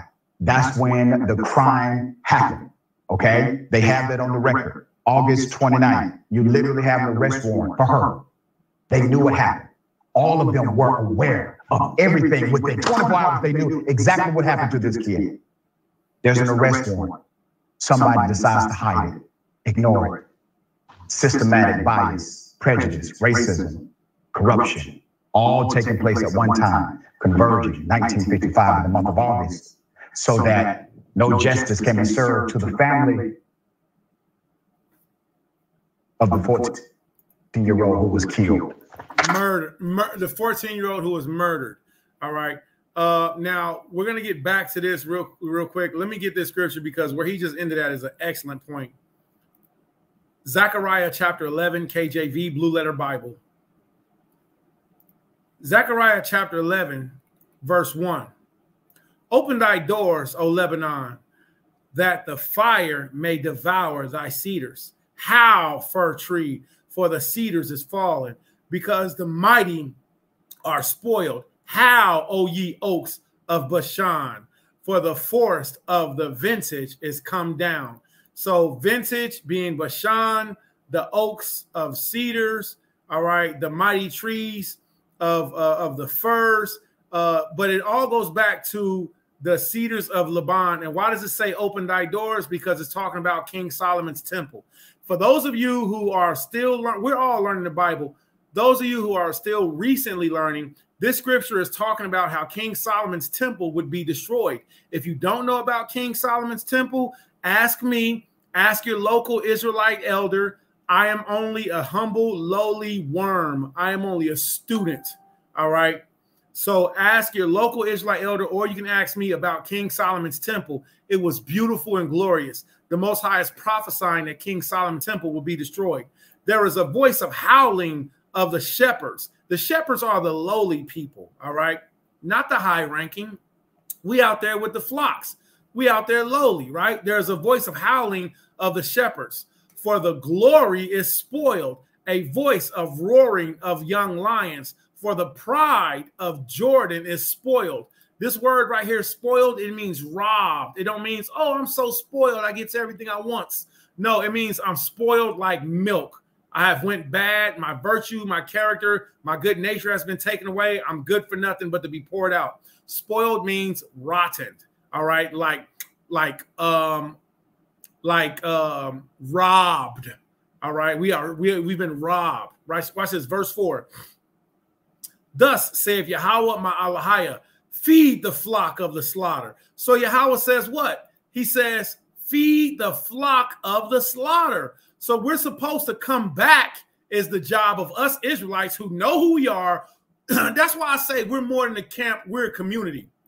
We're more than the word camp. It means makra'ah. It means the entire nation of all the Israelites everywhere, all over the world, not your one little social circle. It means every single Israelite is all connected. North, south, east, west. It means all of us. So that's why one of our sayings is we're more than a camp, we're a community. Because the terminology of camp, see, watch this. The Most High brought me into the truth before the word camp got popular. A lot of you Israelites are still in a place to where we're on the same level, to where we're learning together. And I'm in the same place as you. We're all learning together. When Yahweh woke me up, we weren't using camp as a negative terminology, or this is my group of people that I hang out with only exclusively. Only this one brother is the one who tells us what to do. Sound like you being daddied, son. Sound like you being daddied instead of being a nation. So Yahweh tells the children of Israel to feed the flock. That's everybody. Feed the flock of the slaughter. All right. Verse 3 and verse 1 refers to how our glory will be taken away. Our glory was the beauty of our nation. Watch this. Verse 4. Thus saith Yahweh Elohim, feed the flock of the slaughter, whose possessors slay them and hold themselves what? Everybody know this verse. You should know this verse. Whose possessors murder them, slay them, and hold themselves not guilty. And they that sell them say, blessed be the Lord, for I am rich. Blessed be the Lord, for I am rich. And their own shepherds pity them not. But this happened because of our disobedience. Yeah, I say the white man, the devil that the Bible speak of. Yeah, I say that these Negroes is coons who take the side of these other nations all day. But here's another thing that I say. It's our fault. Our forefathers said that it was our fault because we broke Yahweh's laws, statutes, and his commandments. It was our fault. That Edomite, shameless devil dog couldn't do nothing if we didn't disobey Yahweh. Zechariah chapter 11, verse 6. For I will no more pity the inhabitants of the land, saith Yahweh. See that? So Yahweh says he would no more have protection upon us. He would no more pity us. This is why the 4th of July, the 4th of Yulad even happened to us. It was going to happen. I can't say what was going to happen to you. I can't say what's going to happen to the white man. So go away. I can't say. But yeah, I'm going to look over here because I have a bigger screen over here. So I'm going to look over here. So if my attention goes over here, it's only because I have a larger screen. I will no more pity the inhabitants of the land, saith Yahweh. But lo, the word lo, I mean listen. I will deliver the men, everyone, into his neighbor's hand and into the hand of his king and they shall smite the land. And out of their hand I will not deliver them. And I will feed the flock of slaughter, even you, O poor of the flock. Yahweh said, everybody gonna get it. Yahweh said, all y'all gonna get it for disobeying me. So if Yahweh, listen, this is stupid easy. Yahweh tells us how to fix our problem. He tells us what he's going to do to us. If you obey me, I will bless you. If you disobey me, I will send you into slavery. He tells us what he's going to do. Then he tells us to fix ourselves. Deuteronomy chapter 30. Let's read that real quick. Yahweh tells us how to fix ourselves. Deuteronomy chapter 30, KJV, Blue Letter Bible. And that's the problem. The problem is that a lot of Yasha'alim are not only taught how to fix themselves, they're not teaching others how to fix themselves and calling themselves teachers. What you teaching? What you teaching? If you're not telling your students, if you're not telling the people how to correct their problems, how to correct their issues, what are you actually saying? I've been there, I've done that, I bought the t-shirt, and now I want my money back. I've been there, done that, bought the t-shirt, I want my money back. I've done it. We've done it. We've been there. Now we see that Acts chapter 15, verse 21, Yahweh tells us to read the Torah in every synagogue, in every city. That's what our babies are supposed to hear. That's what our women are supposed to hear. That's what our men are supposed to hear. That's who the lost sheep of the house is. We're supposed to hear the Torah. When Ezra came, he read the Torah into the ears of the people, and they wept. Why did they weep? Because they realized what they was doing wrong. Not me telling them what they doing wrong only, but showing them. Let's see, Deuteronomy chapter 30, verse 1. And it shall come to pass when all these things will come upon thee, the blessings and the curse which I have set before thee, and thou shalt call them to mind. To call to mind means to remember. To call to mind means to, I remember. Oh, yeah. Oh, yeah. I remember. Yahweh told us to do something.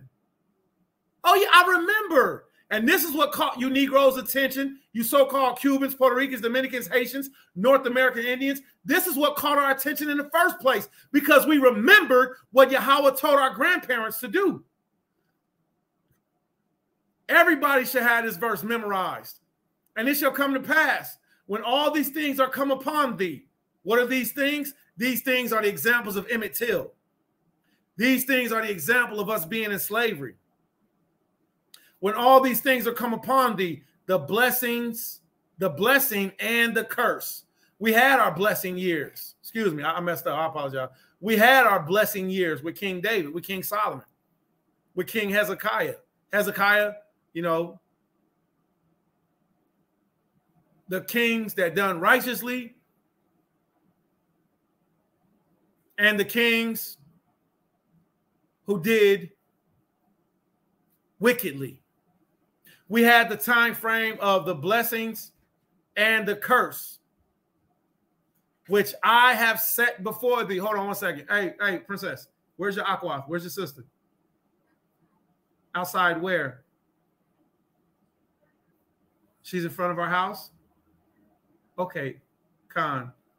Okay, Khan. Tell her Abba said, come here. The blessings and the curse which I have set before thee, and thou shalt call them to mind among all the nations where the Yahweh, the Elohim, has driven thee. Yahweh said we are going to remember. Watch this. He tells us how to fix ourselves. And shall return unto Yahweh, the Elohim, and shall obey his voice according to all that I command thee this day. Just want to check on you. Twab. Khan? Twab? Khan, halaya. All right. And shall return unto Yahweh, the Elohim, and shall obey his voice according to all that I command thee this day, thou and thy children. We can't be teaching our children to keep the customs, to keep the ways of the Gentiles. We got to keep the ways of Yahweh first. Look at this. With all thine heart, with some of thy heart, with all thine heart, with a little bit of our heart, with all thy heart. Jesus died for my sins with all thine heart. The law of Yahweh is done away with all thine heart. The Lord knows my heart with all thy heart and with all thy soul. Look at this, that then the Lord thy God will turn thy captivity. So Yahweh tells us how to fix ourselves. And it's not keeping the customs and the ways of the heathens. Zechariah chapter 11, verse 5, whose possessors slay them and hold themselves not guilty. I want to try something. I'm going to do an experiment real quick. I'm going to go to Google and watch this. Yeah, hey, listen, I don't want y'all to misunderstand. Google is not our friend. Google has become sentient. Google has become sentient. For those of you who don't know, Google is a now living, thinking computer. Google has become sentient. Look at this. Zechariah chapter 11, verse 5, whose possessors slay them and hold themselves not guilty. You see all of these beautiful black, brown Israelite faces that have been murdered, that are no longer breathing with us anymore, that can no longer, out of their mouths, out of their living, breathing vessel mouths, they can no longer say, Hallelujah. They can no longer see. The scripture says there's no praise in Yahweh in the grave. Jeremiah chapter 50, verse 7. And their enemies who have said, we are not guilty. Wow, look at that. Zechariah chapter 11, verse 5. Whose possessors slay them and hold themselves not guilty. See? They murder us and they hold themselves not guilty. Here go this cracker devil. Here go this whip cracker devil. This whip cracker devil. There she go. There she go. Calls these two to murder him and make him look like this. She lied. She lied. Let's get back to the clip.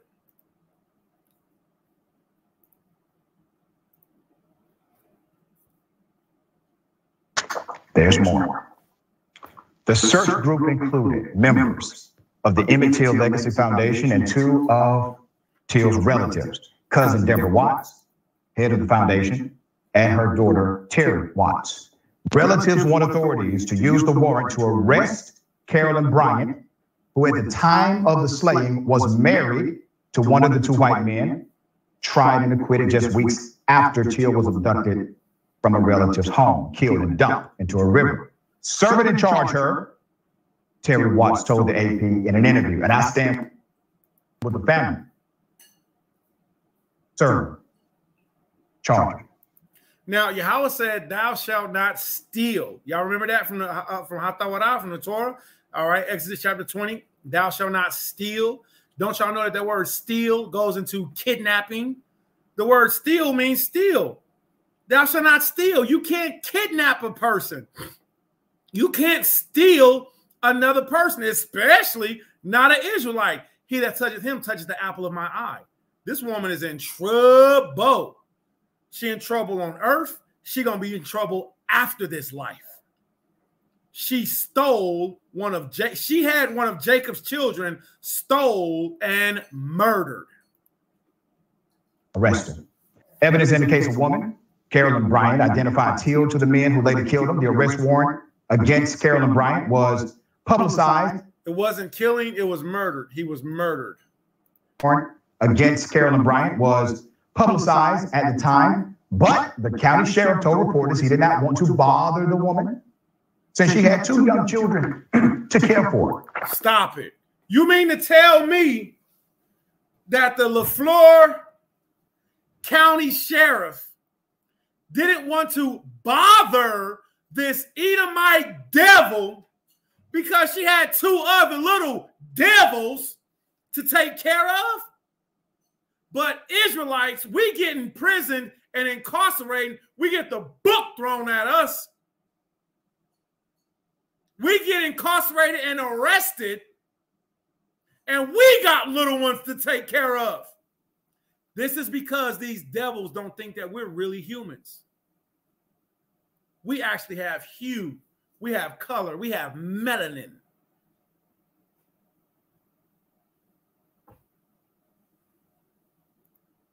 Isn't that something? I didn't know that a sheriff could just ignore a felony warrant. I mean, this is a new thing. We learn new things about law enforcement every day as it relates to white people. We really do. So you can have a felony warrant for your arrest, and the sheriff can say, you know what?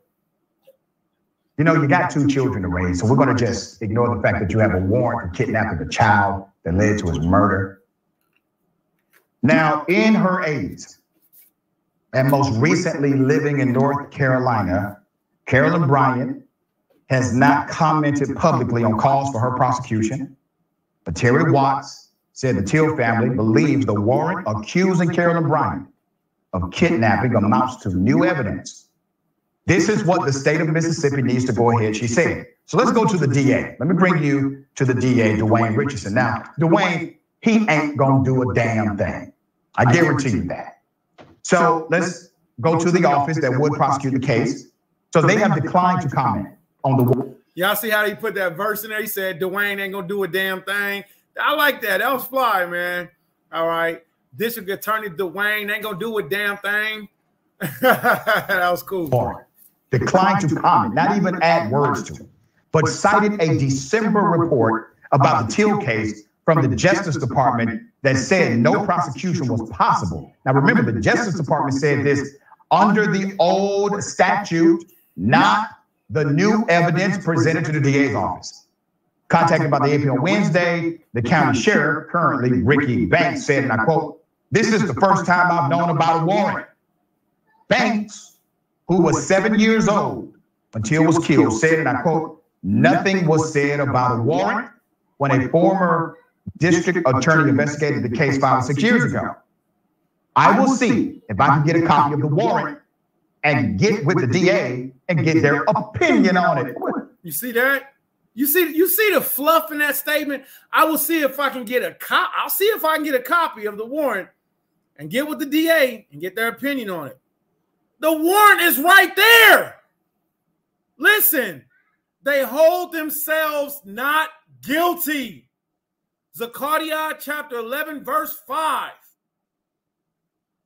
They slay us.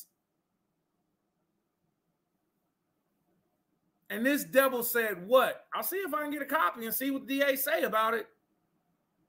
Not giving no promises. Sweeping their crimes under the rug. Well, let's just talk about it. I mean, listen, we need to have a conversation. Can we all pray together? There's more. If the warrant can still be served according to the sheriff, he would have to then, what? If the warrant can be served, the sheriff needs to talk to law enforcement officers in the state where Carolyn Bryant resides. Once again, another conversation. So the sheriff has literally said, if it's a warrant that I can actually serve, if I can arrest her legally, here's what I'm going to do. I'm going to talk to the law enforcement officers in the state that she lives in, make sure it's okay. What in the hell? This is why many people don't like the police. Right. They don't like the criminal justice system. Right. Rightfully so. Right. It takes this much. All of these conversations, even if it's legal for you to do, even if you're mandated by the warrant to do so, all of a sudden we need to have conversations rather than justice. So let's go to the law. Okay? Here's what the law says in Mississippi. Arrest warrants can go stale. So this is a stale arrest warrant. That is permissible due to the passage of time and changing circumstances. And one from 1955 almost certainly wouldn't pass muster before a court, even if a sheriff agreed to serve it, said Ronald J. Reichlach, a law professor at the University of Mississippi. But this is a big one. With any new evidence, see why it's important that the kidnapping dynamic is part of it. With any new evidence, the original arrest warrant, absolutely, according to the professor of law, could be an important stepping stone toward establishing probable cause for a new prosecution, a new arrest, a new indictment, according to the law professor. You think they're going to do something? No. Now, let me remind everyone, There are war crimes, war criminals who committed those war crimes many, many decades ago. Stop. Do y'all know what he's talking about when he says war crimes, war criminals? He's talking about the Nazis who murdered Jewish people. Hold on, watch this. Governments catch up with them. It doesn't matter how old they are. They go to jail. When governments catch up with them, it doesn't matter how old they are. They go to jail. Crimes many, many decades ago. When governments catch up with them, it doesn't matter how old they are. They go to jail.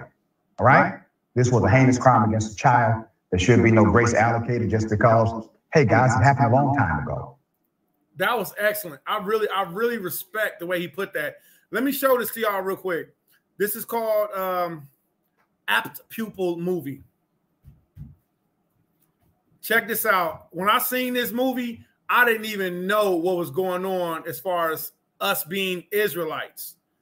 Apt Pupil is this old, this movie is amazing. This movie is phenomenal. This old Nazi man, this movie is a beast. I ain't gonna stunt. I didn't even know what was really going on, but all I knew was he was a bad guy.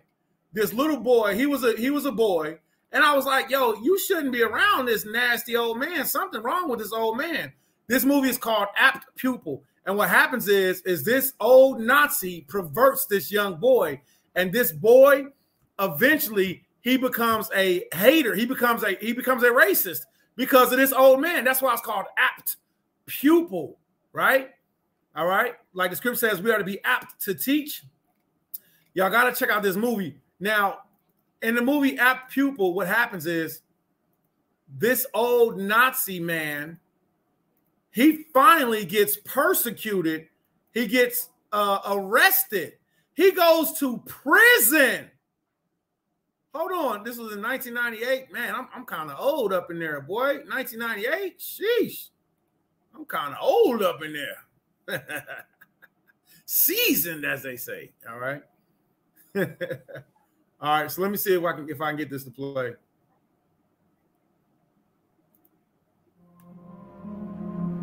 I want to hear about it. Hear about what? Everything. What? Everything. Everything they're afraid to show us in school. Far. So I'm not gonna play the whole thing. I'm only gonna show usual substance. I'm only gonna show a few clips. I can't play the whole video, you know, because I don't want this thing to get flagged. But look right here. This is him back when he was in the SS, which is the Nazi military. All right. Now here's the point. Why is this so important? Because when he's old, in his older years, he still gets incarcerated. He still goes to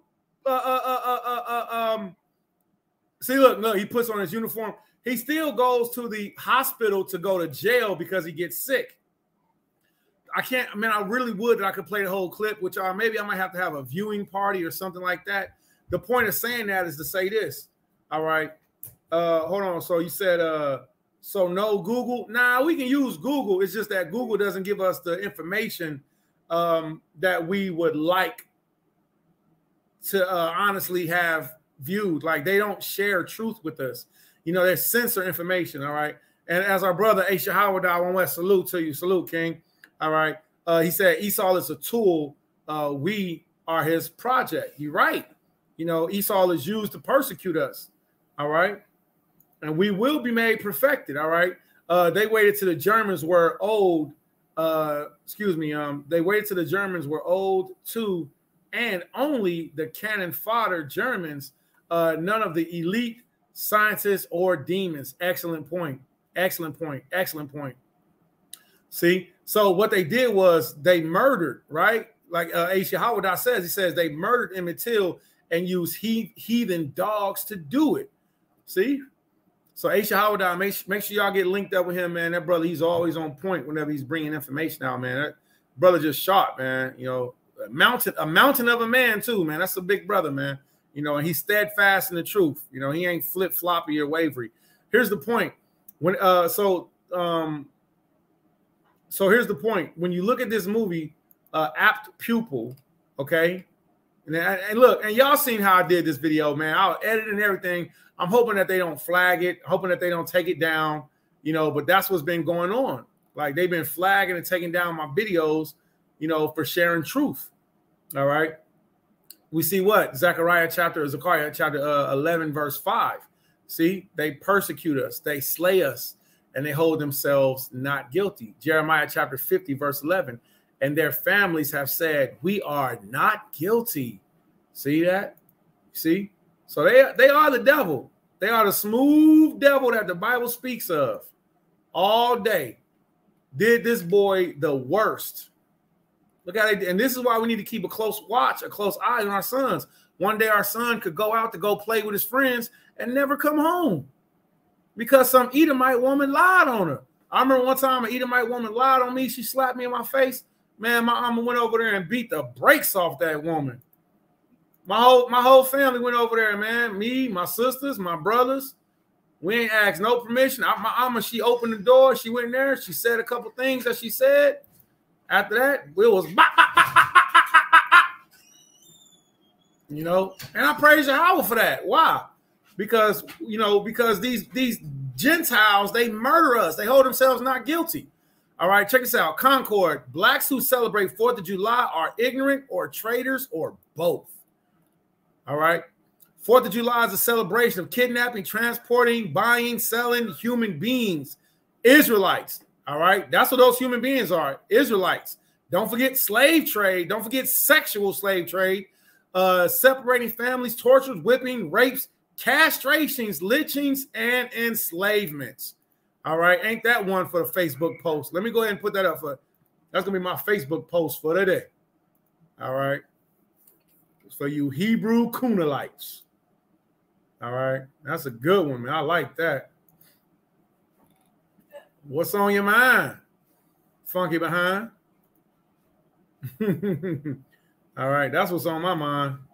All right. How many Israelites are not going to be or haven't been, or y'all want to, what you going to do? You going to wait till the day you get here? Then you going to teach about it? Well, I said something. Scripture says to warn, cry aloud, spare not, lift up thy voice. See? Let me see. Let me go ahead and put this up so I can get back to what I was doing. All right. What's on your mind? All right. Here's the comment for the post. Well, I'm trying to. Oh. I'm supposed to put it here. I'm tripping. I'm usually used to doing it off my phone. Not too much used to doing it this way. All right. I'll go back and put the do all the special effects to it later. All right, I'll add all the pretty settings and all that good stuff. So for Yasha Allah, it's not for us. All right. So for Yasha Allah, it's not for us. All right. If you are a seed, if you are a descendant of the transatlantic slave trade, if you are a descendant, you know, of those called Negroes, North American Indians, Puerto Ricans, Cubans, Dominicans, Haitians, you know, people from El Salvador, Guatemala, you know, the mountains in Chiapas, Mexico. We were sold into slavery. There's a place called San Cristobal. All right. And I seen that. I was like, oh, wow, that's crazy. Like, so we are those children. We are those children. We should not have anything to do with the celebration of this wicked nation and their rejoicing. All right. There's so much that I want to share, so much that I want to bring out. I just don't know how much of it will be flagged. Please, if you didn't see this whole video, go back and watch it from its beginning. All right, from the very beginning, so you can see, you know, all the things that Yahweh had us to bring out. Right. Zechariah chapter 11, whose possessors slay them not and hold themselves not guilty. And they that sell them say, blessed be the Lord, for I am rich. How? From selling the children of Israel. All right, and their own shepherds pity them not. If you watch it, make sure you like, subscribe, share this on YouTube, share this from YouTube. All right, become a part of our Mashpachah community. Be more than a camp. Be a unity. All right. You see, so do this, man. Rock with us, man. Help us out. Help us get this word out. 4th of July. Yeah, that's nice. 4th of July, right? I like that. All right, so this is going to be our last clip, and then we're going to go ahead and end it off right here. All right. Now, here's a video that I really want to share. If I play this video, I might get flagged and the sound might be muted. This song is called Before the White Man Came. It's a song by the Last Poets. It's a poem by the Last Poets, okay? They called The Last Poets. They was fire too. They still fire. All right. So before the white man came. So I'm going to share this in the room. And I'm learning, man, I can't share and play everything because of copyright laws and all that stuff, man, which is so crazy, man. It's just a way to keep this nation, you know, keeping their pockets fat, you know. I be wanting to share some of the stuff. So make sure y'all listen to this before the white man came. I'm going to play it later. All right. Salute to the elder who brought out this excellent information. All right. I'm going to go ahead and share the clip to his show. All right. And then if anybody would like to, you can be a part of our WhatsApp group. It's called Proverbs chapter 27:17. Proverbs chapter 27:17 is, here's the link for that show, for the Indisputable show. All right. That's the exact link. If you are on WhatsApp, you can hit me up. My number is 614-999-2677. But you got to hit me up on WhatsApp. All right. Got to hit me up on WA on WhatsApp. All right. Hit me up on WhatsApp, 614-999-2677, and ask me to add you into the WhatsApp group. We share information all the time. All right. Listen, as far as I know, we have the oldest Israelite group that's on WhatsApp. Let me see.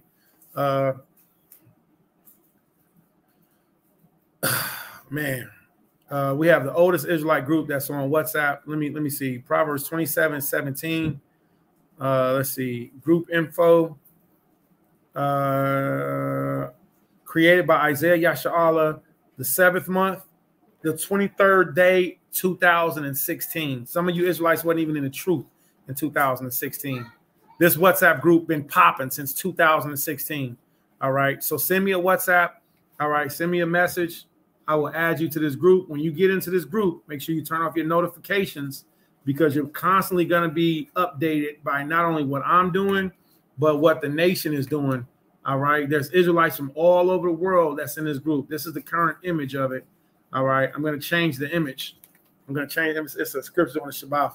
But like I said, hit me up, 614-999-2677. We can add you to the WhatsApp group, Proverbs 27:17, started in 2016. All right. Before some Negroes even knew what WhatsApp was, man. You know, we was already, Yahweh made us trendsetters, man. We're a trendsetter family, man. We trendsetters. All right. So again, salute to everybody. We're going to play this last video, and that's going to be it. All right. All praise. Okay. I don't know how. All praise. Hallelujah. I don't know how. But Yahweh Shema Latah, he said, didn't even know you were online. Khan, it was a good video. Go back and watch it. It's not very long. It's short. It's 4th of July. You know, we got some passion up in there. We got some scriptures, a little bit of everything. All right. So again, everybody who needs to, this is my WhatsApp number, WA 614-999-2677. Hit us up on that. All right. Here's the link for the different videos that we showed. Go back, hit this link. Make sure y'all like, subscribe, share if you're watching on YouTube. If you're not watching YouTube, you're watching on Facebook, still do the same thing. All right. So we're going to go ahead and get up out of here. This is going to be our last video, 4th of July. I'll be coming back reading some stuff from the Torah portion. All right. And let's go ahead and get this last video, Frederick Douglass. All right. Go back, watch this video, share this video. OK, our people need to see it, man. All right. Everybody needs to see it. What to my people is the 4th of July? My people who are failed every day by every country, sleepless in the long night, terrorized by fireworks, we who have cried salt baths for our kin. Look at all we have borne for you: arms, armistice, the sweetest fruits, flesh of children hidden away from the ugly summer of their own blood. We are on the front lines. Help me, tell me, what do we tell the children of your 4th of July? What is death to a daughter? What is river to a sea? Where is the country where my people are safe? Ancestors, set the table, send dream mares in high supply. Too heavy, too spent, too hot to cook. No promise beyond the sparkly, simple bombs.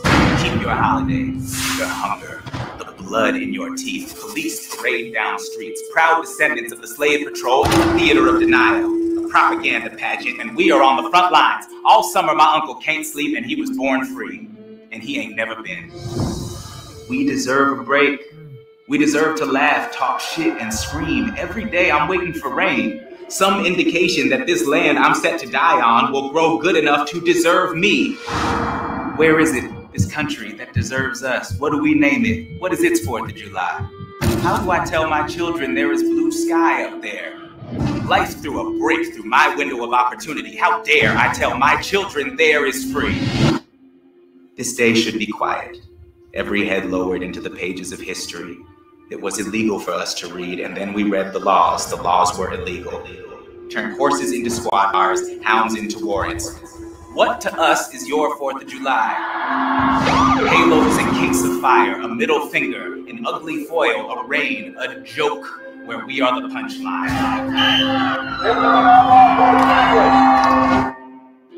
A lie. Until you make it otherwise.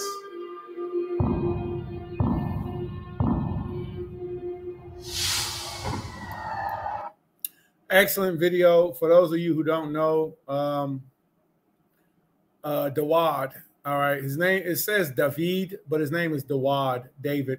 Dawad Diggs. Dawad Diggs is a phenomenal actor, and he was on the show, the stage play, the world-renowned famous stage play Hamilton. Alexander Hamilton. That show is amazing. All right, it made Negroes want to learn about Alexander Hamilton. That show was phenomenal.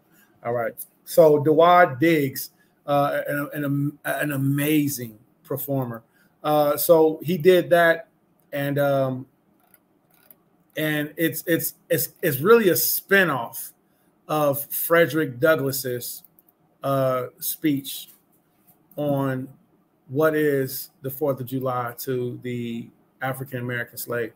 All right, so we just played that. I encourage everybody to go back and watch it. I'm going to play it one more time because I've seen some new people came on. Hold your horses. Don't leave yet. We're going to all leave together. Just hold on. You're on social media. You're on internet. Don't go scrolling through Facebook just yet and TikToking and getting ready to buy your barbecue and all that crap. Hold on one second. Frederick Douglass speech animated 4th of July. We're going to watch this one more time together. All right. And I'm going to copy, share, paste all the links. You know, that's what we do. And then, of course, as the sister, Natazar, Kodash, Ashwan, Kanai, Amaf, as these sisters move forward in the ministry, and as these sisters move forward in teaching the law, statutes, and commandments, man, we encourage you all, man, do the same thing, man. Do the same thing. Help our nation to work together and to grow together, okay? All right. Now, we played the animated version. We're going to play a different version by James Earl Jones, okay? And this one is longer, and it's absolutely phenomenal. Now, this is the way that you got to do it is you have to see also here goes something else. Let me share this. We have the actual speech, okay?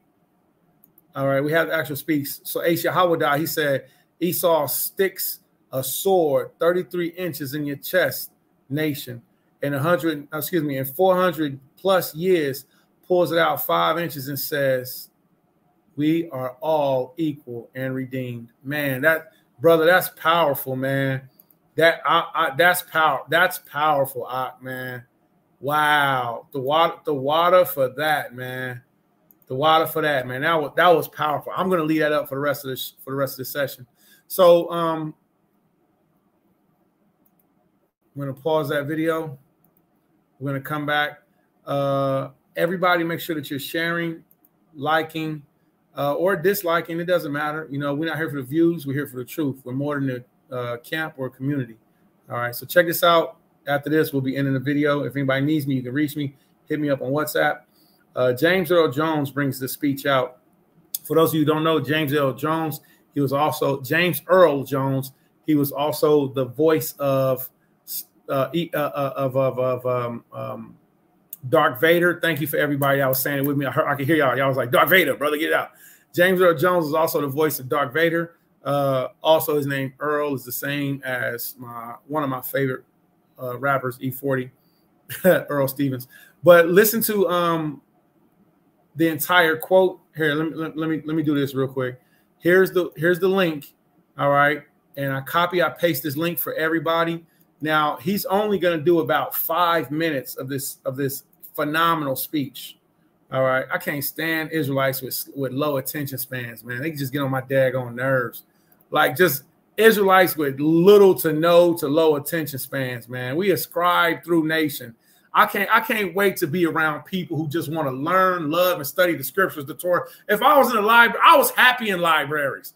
I can't stand these low attention span Negroes who can't focus and then want to complain when they don't know something. I got corrected. I got corrected because I used to think that people knew what I knew because they was around me. And it was a sister that corrected me. And then it made me to see, oh, y'all don't know what y'all don't know what I know because y'all around me. Y'all don't know because y'all don't study like I do. I can't, man, I salute everybody who has positive mind frames, vibrations, long, high attention spans, who knows how to take information, put that information themselves, look up the information. I'm surrounded by books. Let me show you. This is the recent book that I'm studying right now, and I'm in it. This book is called, right now, this book, The Earth is Not Flat. Let me go ahead and put that out there. Encyclopedia Britannica, volume the first. This right now is my second favorite book next to the Bible, because I'm learning about the stars, the moon, the constellation, the earth, its rotation, how far away the earth is from the moon, from the center of the moon, how the rotation of the earth and the moon, they both go at the same time. This is why it seems like we never see the dark side of the moon, because the moon is always rotating. The point is, I can't stand these Israelites who have little to no attention span. At the same time, I'm so patient because Yahweh made me patient, because I used to have no attention span. So Yahweh Baruch Shah Salak Leah for my impatience. Let's help everybody all the time at coming together and being obedient. Man, I'll be getting cut when I be talking. Check out this video. We're going to go from here. This is Democracy Now!, democracynow.org. First, and then before I play this, I was curious. Is there an echo in the room? Is there an echo? Are the videos fine? If the video is fine, put a 7 in the room. If the video is fine, all right. If the video is fine, put a 7 in the room. If there's an echo, put a 3 in the room, and we'll fix it. The brother HAFTARAH said the earth, dirt, is flat, and the world, ozone, shell, is round. I ain't got no problem with that. That's actually what I read. That's actually what I've been reading. All right. The only way that we're going to fix a problem is by actually studying it. And then we got to bring that proof together. All right. So there's an echo. So we'll do a 3.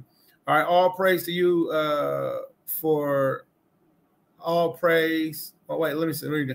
All praise for all you just said, and for all those whom get the opportunity to actually study with you.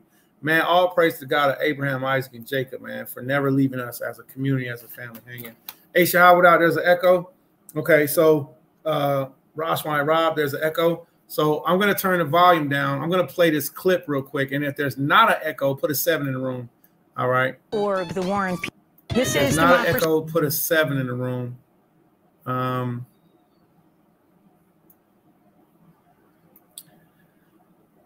I got to figure this stuff out, man. We got to get a better production, man. We got to get better production.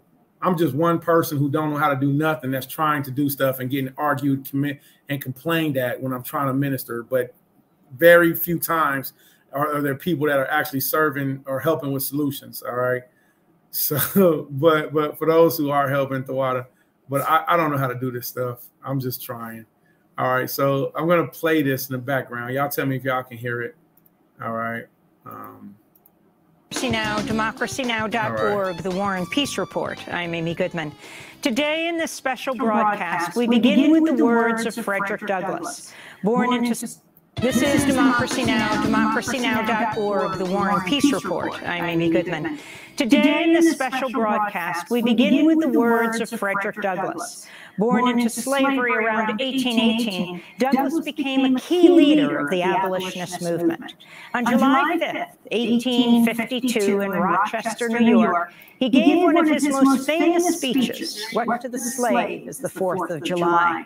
He was addressing the Rochester Ladies Anti-Slavery Society. This is the actor James Earl Jones reading the historic address. All right, so we got an echo. I got kind of mixed reviews. So Nanya Tuvaya says, Shalom, just getting here. Yo, Shalom Tuvaya. Man, I look forward to coming building with honoring the true honor and humility in the ST Hell, man. You know, I watched a video, man. Elder Daniel Solomon be going in, man. and Elder Daniel, and I was also on a chat board with God's Warrior. I haven't had a chance to meet him personally yet, but I seen that you have a part. Correct me if I'm wrong, but Tuvaya, do you have a part of that ministry? Do you have a part of that ministry? Social media, any platform with that with the STL and that ministry? Unless that's a different Tuvaya. But I was watching I think the Torah portion before last. And Daniel Solomon, man,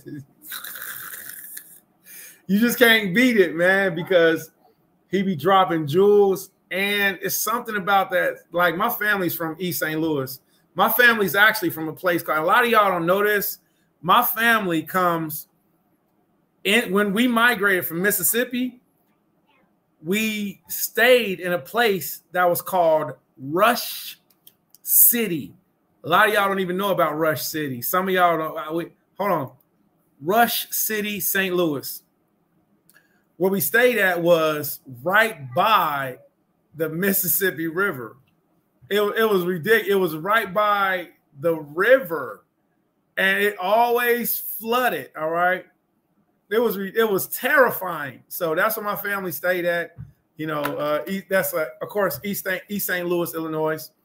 So of course you got both sides. So my family came from the East Boogie side, but we also have family on the Missouri side.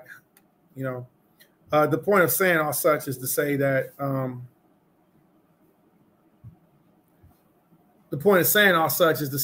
you know, there's a attitude, there's a vibration, there's a spirit that comes with being in that region, and it's the seriousness. There's also a humor that comes along with it that's just untouchable, man. You know, so when I be hearing Daniel Solomon speak, you know, or when I hear Zaquan, Brother Jacob, Mr. Hebrew One, when I be hearing him speak, man, it's like I be hearing my uncles, man. It's like I'm sitting at the top of the stairs, you know, hearing my uncles talk stuff, you know, and I probably wasn't supposed to be listening, but I was listening. All right, so but yeah, man, wow, that's Mama Ida's store, man. Wow. Hey, look, let me show y'all a picture real quick. All right. Yeah, brother said, no, sir, my specific ministry in and out here in Texas, but the branch in St. Louis, Memphis, order of Melchizedek. I didn't know that. Wow, man, I'm so happy to know that. Let me get back to this. So you said but you said, the brother said, no, sir, my specific ministry is my specific ministry out here in Texas is out here. Okay, is out here in Texas, but is a branch of St. Louis and Memphis order Melchizedek. Yeah, man, that's the real order, man. that's the real order Melchizedek, man. You know, we got brothers that's in the Lou, that's a part of order Melchizedek. But that's the real order, man. but unfortunately, man, you know, some of them brothers went off. You know, salute to the ones that still hold it down. All right, so I'm gonna go ahead and end this video up, man. We're gonna go ahead and get up out of here. All right, so salute to you. Brother said we can hear. H, how would I say we can? Okay, so let's play this last segment. All right, I want to show y'all something real quick, man. I had to do a Google search real quick. So this is actually where I grew up, man. This is Rush City, East St. Louis, Illinois. Man, I don't know why they showing all them nice pictures, but this was my family's store. This was my family store. All right. community center, but it used to be a store back in the day, man. You know, and you know, whatever. All right, back down memory lane. Looking at it. All right, so let's go ahead and play this out. During a performance of Howard. Well, that's all. I see the happiness. I feel the pain. Where am I? Back down memory lane. All right. So let's see. HDMI. We're going to switch this over. Tawada for everybody who blessed, who helped with the ministry. Tawada to our sister, Rashwana Rob. She helped us. This monitor actually goes down into my studio. I brought it over so I can use it for ministry, man. I just want to say salute to all of the women. We can't do this ministry without the Daughters of Israel. We finished. We're finished without the Daughters of Israel. So salute to all the women of Israel who have been an instrumental part and who are currently, you know, and being more of an instrumental part of this ministry, this gospel. All right. All right. So let's check out this last part, and then we're going to end it up right here. And I'll say a shalom. Now, democracynow.org, the War and Peace Report. I'm Amy Goodman. Today in this special broadcast, we begin with the words of Frederick Douglass. Born into slavery around 1818, Douglass became a key leader of the abolitionist movement. On July 5th, 1852, in Rochester, New York, he gave one of his most... That's what I want to be. I'm praying, I'm hoping Yahweh will allow me to be an old man with an all full silver white head. That's my dream. That's my hopes. My hopes is to be an old man with a silver head of hair full of wisdom that the community can come and learn and talk to. Some people want to be this. Some people want to be that. I just want to be an elder with all white hair. I want to have long, healthy white hair. Look at Frederick Douglass. He wasn't going bald at all. Frederick Douglass wasn't going bald at all. I want to be an elder. That's what I would look at them eyebrows, man. He might be my cousin. He might be my uncle or something like that. I don't know. He shaved his beard on the side. Nothing again. I ain't speaking against Zaquan. No, but that's what I want to be, man. I hope that's what I want to have a family to where we're elder. I'm an elder. I want all my functioning body parts to work. I want to have sexual virile. I want to have physical virile. I want to have mental virile. I want to have long white silver beard and hair. So when the young Elijah come down the street, say, Zaquan, Karatazaya, Zaquan, Isaiah, this is what's going on. I want to be able to sit and I want to be able to judge the matters and then help the community. That's what my hope is. That I will be happy.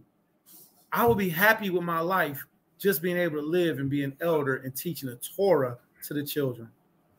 Rochester, New York. He gave... Make sure everybody can hear this, right? Everybody can hear this? All right. Yeah, Lord willing, man. All praise, all praise. No, okay, all praise, all praise. Minnie Rippleton, yeah, you feeling me? Back down memory lane. What she say? Minnie Rippleton, she said,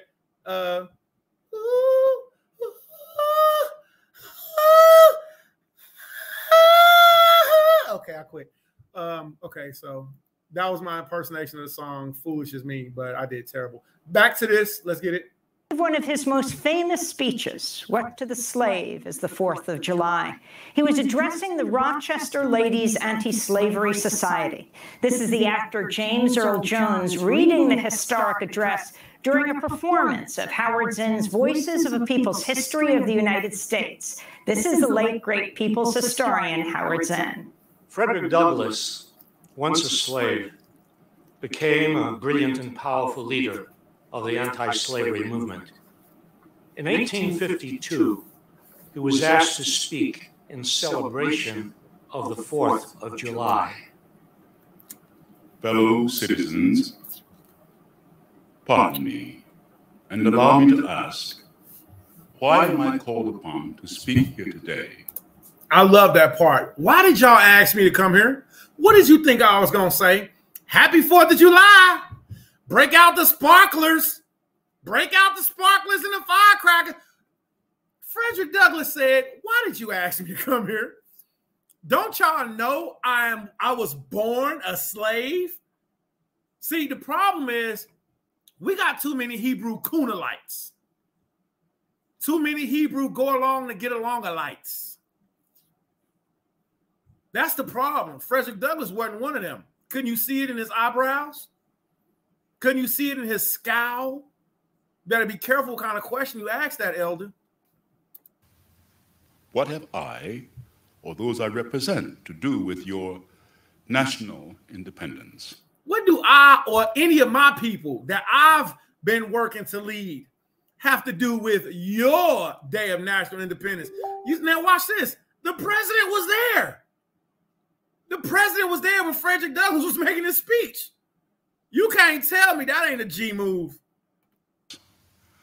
Are the great principles of political freedom and of natural justice embodied in that Declaration of Independence extended to us?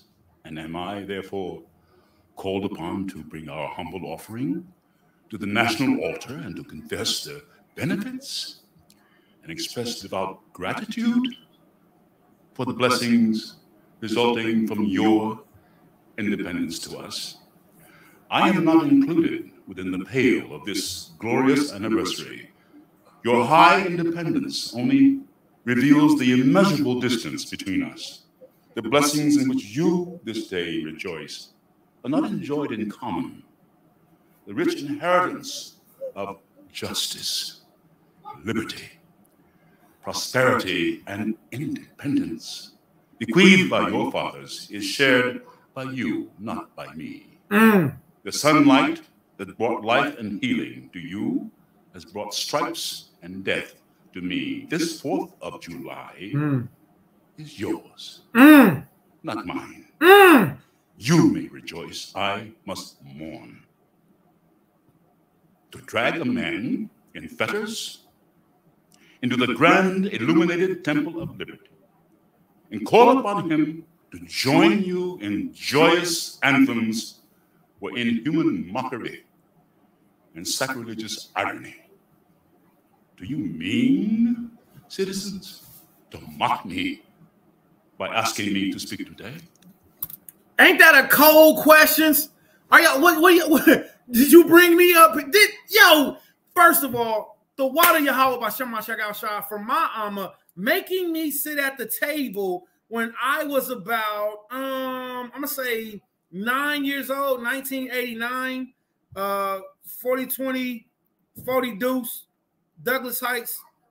I had to sit there with a pen and write my name on job applications and on forms. I had no idea what I was doing. My mama was training me when I was a child. I would go to sleep at the table with the pen in my hand.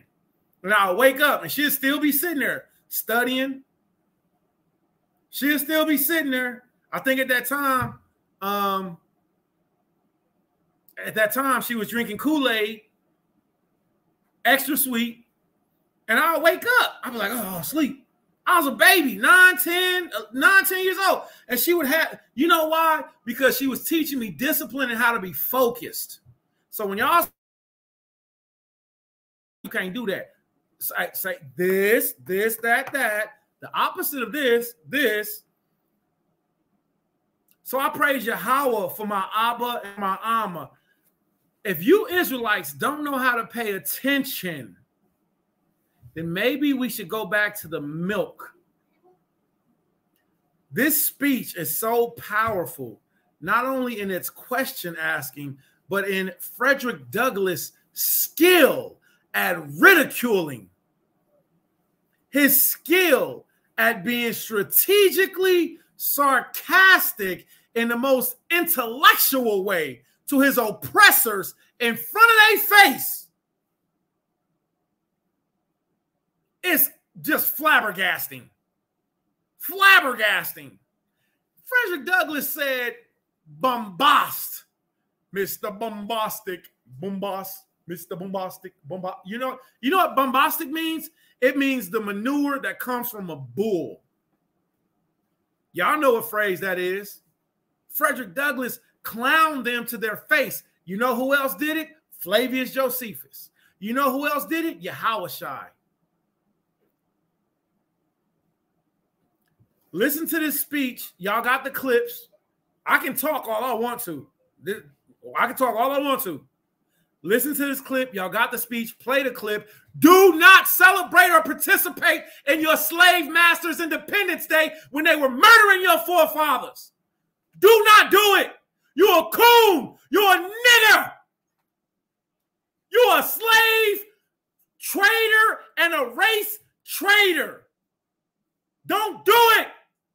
You got to oppress those feelings of what you used to have when you was a child, and you have to become an adult and say these things are wrong.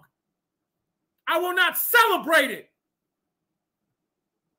When I was a child, I thought as a child, I spoke as a child, but when I became a man, I put away childish things. Ooh, pretty firecrackers. Now, I tell my family, I say, sit below the windows. Let's all sit on the floor and have movie nights. You know why? Because bullets don't go through brick walls. Bullets go through windows. Bullets go through doors and windows. Let's all sit over here on the floor and everybody sit on the couch and we're going to eat popcorn. And watch this for you simple-minded Negroes. If you shoot a bullet in the air, bah! Bah, bah, bah, bah, bah, bah, bah, bah, bah. Don't you know that it comes down? Last time I shot off a shotgun, I heard the sound of the pellets, and the pellets came down. And all I could think of was, Yahweh, please keep everybody safe. If you shoot a bullet in the air, bullet come back down.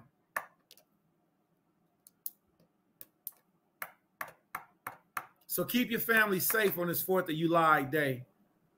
All right? You don't want to be sitting there watching a movie, enjoying yourself, having fun, and all of a sudden somebody just fall down for no reason. Like, what's wrong? And then they start leaking, and then you realize a bullet then came down and landed on their head. This is one of the stupidest holidays that our people celebrate. Stupid. Absolutely stupid. Yahweh, this is why Yahweh said he hates our feast days. Don't let these simple-minded, weak-minded, so-called Essenes, so-called Nazarites talk to y'all about us not eating meat. This is why. Because we celebrate the 4th of July, Christmas, Thanksgiving, Easter. What to the American slave is your 4th of July? I answer, a day that reveals to him more than all other days of the year the gross injustice and cruelty to which he is a constant victim. To him, your celebration is a sham. Your boasted liberty, an unholy license, your national greatness, swelling vanity. Your sounds of rejoicing are empty and heartless, your denunciation of tyrants, brass-fronted impudence. Your shouts of liberty and equality, hollow mockery. Your prayers and hymns, your sermons and thanksgivings, with all your religious parade and solemnity, are to him mere bombast, fraud, deception, impiety, and hypocrisy. A thin veil to cover up crimes that would disgrace a nation of savages. There's not a nation of the earth guilty of practices more shocking and bloody than are the people of these United States at this very hour. At a time like this, scorching irony, not convincing argument, is needed. Oh, had I the ability and could reach the nation's ear, I would today pour forth a stream, a fiery stream of biting ridicule, blasting reproach, withering sarcasm, and stern rebuke. And it is not. Here's the funny part about it. He did it. He said, oh, if I could, I would tell y'all off. He said, oh, if I could, I would. Listen, did y'all hear that? But here's the beautiful part about it. He did it. That's what this entire speech was. Flavius Josephus did the same thing. Rebuke, for it is not light that is needed. Withering sarcasm and stern rebuke blasting reproach, withering fiery stream of biting, pour forth. Nation's ear, I would today push the nation's ear. I would and could reach the nation's ear. I would today pour forth a stream, a fiery stream of biting ridicule. He said, if I could reach nature's ear, I would put forth a fiery stream of ridicule. Blasting reproach. I would give y'all a blasting reproach. Withering sarcasm. I would give y'all withering sarcasm. And stern rebuke. And stern rebuke. Frederick Douglass did this throughout his entire speech. He said, if I could, I would do that. But that's exactly what he did. And see, that's why I like Flavius Josephus, because it's not fake. It's actually a historical document of a Negro that was from the tribe of Levi who ridiculed the Edomites to their face.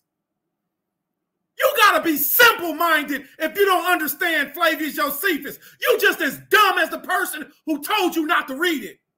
Dummy. You just as simple as the one who told you not to read it because somebody else said, somebody else said, somebody else said. You simpleton. Yahushua did the same thing. Yahushua said, man, how long must I suffer these people?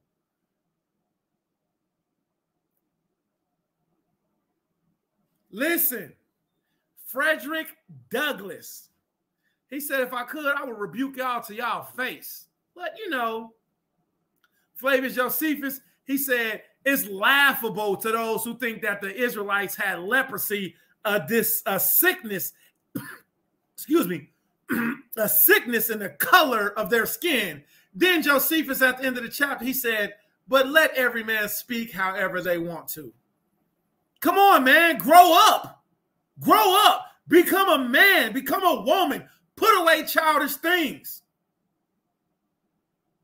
We got to rebuke our oppressors to their faces. Tell them where they're wrong at. You know what a Gentile said to me? He said, what you going to be doing this 4th of July? I said, resting. Resting. You know why? Because we was in slavery on the 4th of July, 1776. I'm going to be resting. You can't convince me to do nothing. And then especially after learning about the Maccabees, you really can't convince me to do nothing if it ain't Yahweh's law, statutes, and commandments, seeing as how they murdered us for being obedient. For it is not light that is needed, but fire. It is not the gentle shower, but thunder. We need the storm, the whirlwind, the earthquake. The feeling of the nation must be quickened. The conscience of the nation must be roused. The propriety of the nation must be startled. The hypocrisy of the nation must be exposed, and the crimes against God and man must be proclaimed and denounced. That was James Earl Jones reading the words of Frederick Douglass. Dang, that's all she had to say? That was it? She done? That was James Earl Jones reading the words of Frederick Douglass. Bye. She got up out of there, didn't she? Let's get this. All right, let's do this real quick. Psalms 143, KJV, Blue Letter Bible. Them was the words of Frederick Douglass. Bye, niggas. Frederick Douglass told he told the draws off them Gentiles to their face. And you got Negroes scared. They terrified to be who they supposed to be today. They terrified. Frederick Douglass stood in front of their faces and said, forget you and your 4th of July. The nation must be exposed, and the crimes against the nation must be quickened. Stop. Watch this. The nation must be quickened. Must be what? The earthquake. The feeling of the nation must be quickened. Must be what? Let's hear that again. The earthquake. The earthquake was not last week's not last week's Torah portion. The earthquake that Yahweh brought forth for the weeping, for the mourning of Mashah. Come on, man. Pay attention, everybody. Yahweh caused an earthquake and opened up the earth and swallowed down the wicked ones. The feeling of the nation must be quickened. The feeling of this nation must be quickened. Hold that thought. Psalms 100 and chapter 43, verse 11. Quicken me, O Yahweh, for thy name's sake. For thy righteousness' sake shall my soul be out. For thy righteousness' sake, bring my soul out of trouble. You thought that phrase quickening was something that just happened? Quickening means to make it, bring it sharp. And see, that's what happened with me. Yahweh quickened me. Let me show y'all something. I think I'm getting up too many tabs open. Hold on. I'm gonna have to do this real quick. Let's see. Let's say what's it called?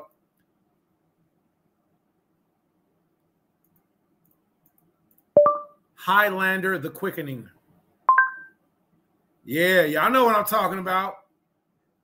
Yeah, the movie Highlander, The Quickening. Y'all remember this movie Highlander? First of all, the original Scots was us. The original British was us. To heck with all these pasty-faced Gentile Edomites. With all they stuff. Man, listen. All they do is steal, kill, and destroy. King David talked about the quickening. Let me mute the sound. I'm going to play the picture. This is from a movie called Highlander from back in the day. All right, Highlander. We were the original Highlanders, the children of Israel. Look at this is what happened.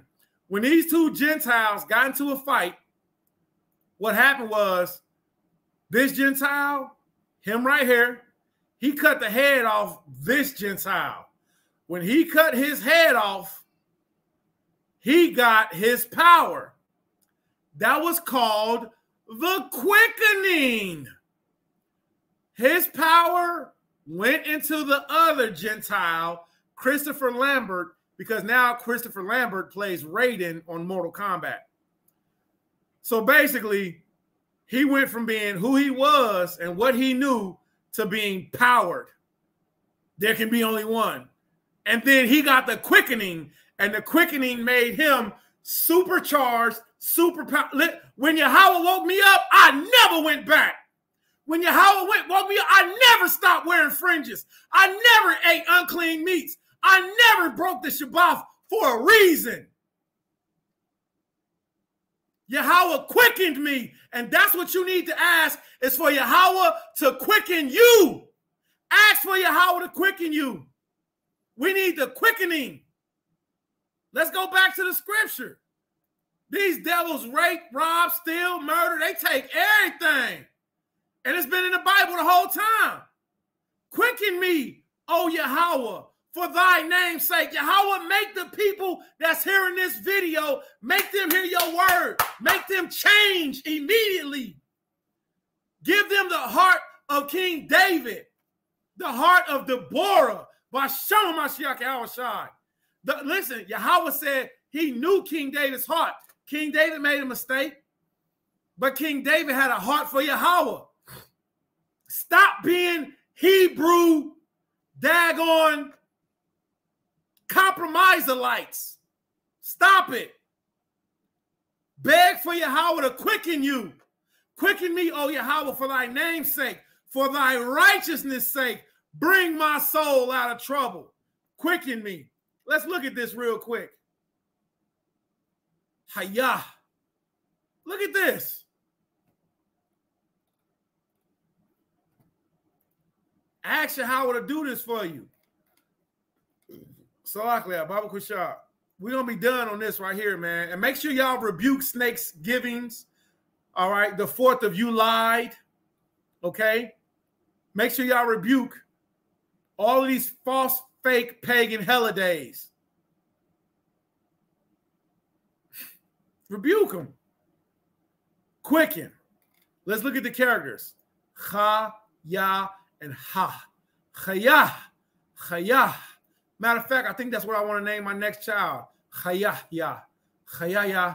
Chayah, because we was looking at different names. I think Yahweh was so good, Justin True. Live, alive. Oh, Chayah. Oh, wow. Oh, you can't make this stuff up. I got a sister named Chayah. I got a bunch of family. I got an aquaf named Chayah. So Chayah. Oh, you can't make this stuff up. Chayah. And see, that's what's beautiful, because we've been saying Kayah, but it's actually Chayah. Chayah. So I want to make sure when people say my child's name, they're going to have to say Chayah. So salute the Wadi Yahweh, Bashem Mashak Yahweh, Hallelujah, Hallelujah, Hallelujah. I believe today Yahweh gave me the name of my seed and my sister's fruit. Bashem Mashak Yahweh, Chayah, Chayah, Yah. It's going to be Chayah, Yah, or Yachayah. Oh, I think we're going to do Yachayah. All right. His life, his quickening. We'll see. Yachayah or Chayah, Yah. All right, so Chayah, it means to live, alive, save, quicken. And this is what I'm going for right here. I'm going for this word quicken. All right, not to be like, oh yeah, my wife that name. My sister got that name. My brother got that name. Oh yeah, I know somebody that got that name. Nah, we're going for the word quicken, all right, which is the same phrase as Chayah. You can't make this stuff up, all right? So Psalms chapter 71, verse 20, thou which has shown me great sore troubles shall quicken me again, shall Chayah, Yah, Chayah, Yah, all right, Yah, shall quicken me again and shall bring me up again from the depths of the earth, all right? Psalms chapter 80, verse 18, so will not we go back from thee, Chayah us, quicken us, and we will call upon thy name. Hallelujah. All right, Psalms chapter 119, verse 25. It's in the chapter Abba Gada. So it's in the fourth part of Psalms 119. All right, and salute to my Amma Zakwan, who taught my mother, who taught me that Psalms 119, each verse has only 8 verses in it, which is based off of the 22 characters of Paleo Hebrew. So I love that I still learn from my mother. I'm never too big. She will get a stool and she'll stand up in my face and she'll be like, don't you ever disrespect me. And I'll say, Kanama. All right. So salute to my Amma Zakwan. Hallelujah, hallelujah, hallelujah. All right. Who taught me that? She's taught me everything. She's my first teacher. Who is this who runs around and say women can't teach? You simple dodo heads. Our mothers are our first teachers. Get out of here. Our mothers love us from in the womb. They didn't murder. They didn't abort us. They loved us. They brought us to life. What are you talking about? You simple heads. All right. So Psalms 119, verse 25, double honors. I love you, Amma. I love my Abba. Dalath is the section. It's the Abba Gada. So it's the fourth section of Psalms 119. It says, my soul cleaveth unto the dust. Chayah, quicken thou me according to thy word. So Chayah. All right. Psalms 119, verse 37. Turn away my eyes from beholding vanity, wa chayah, and quicken thou me in thy way. And this is what Yahweh did for me. Yahweh quickened me in his way. After I seen it, I couldn't unseen it. After I heard it, I couldn't unhear it. After I seen it, I couldn't unsee it. After I tasted it, I couldn't untaste it. After Yahweh showed me, listen, I'm too real to be fake. When Yahweh showed me that we were the true Jews that the Bible speaks of, oh, I was finished. I was finished. I was done. I want some potatoes. I want some French fries. I got a taste for seasoned French fries. It's just something I've been going through. It's something I've been going through. All right. So, Chayah thou me in thy way. Behold, I have longed after thy precepts. Quicken me in thy righteousness. All right. So quicken me, Yahweh. So this is what we ask for. This is what we petition. All right. I'm going to yield the floor here. I can just go on and on and on and on. All right. So let me see. So we got a few comments up here. I need to have a comment. I love y'all. Okay.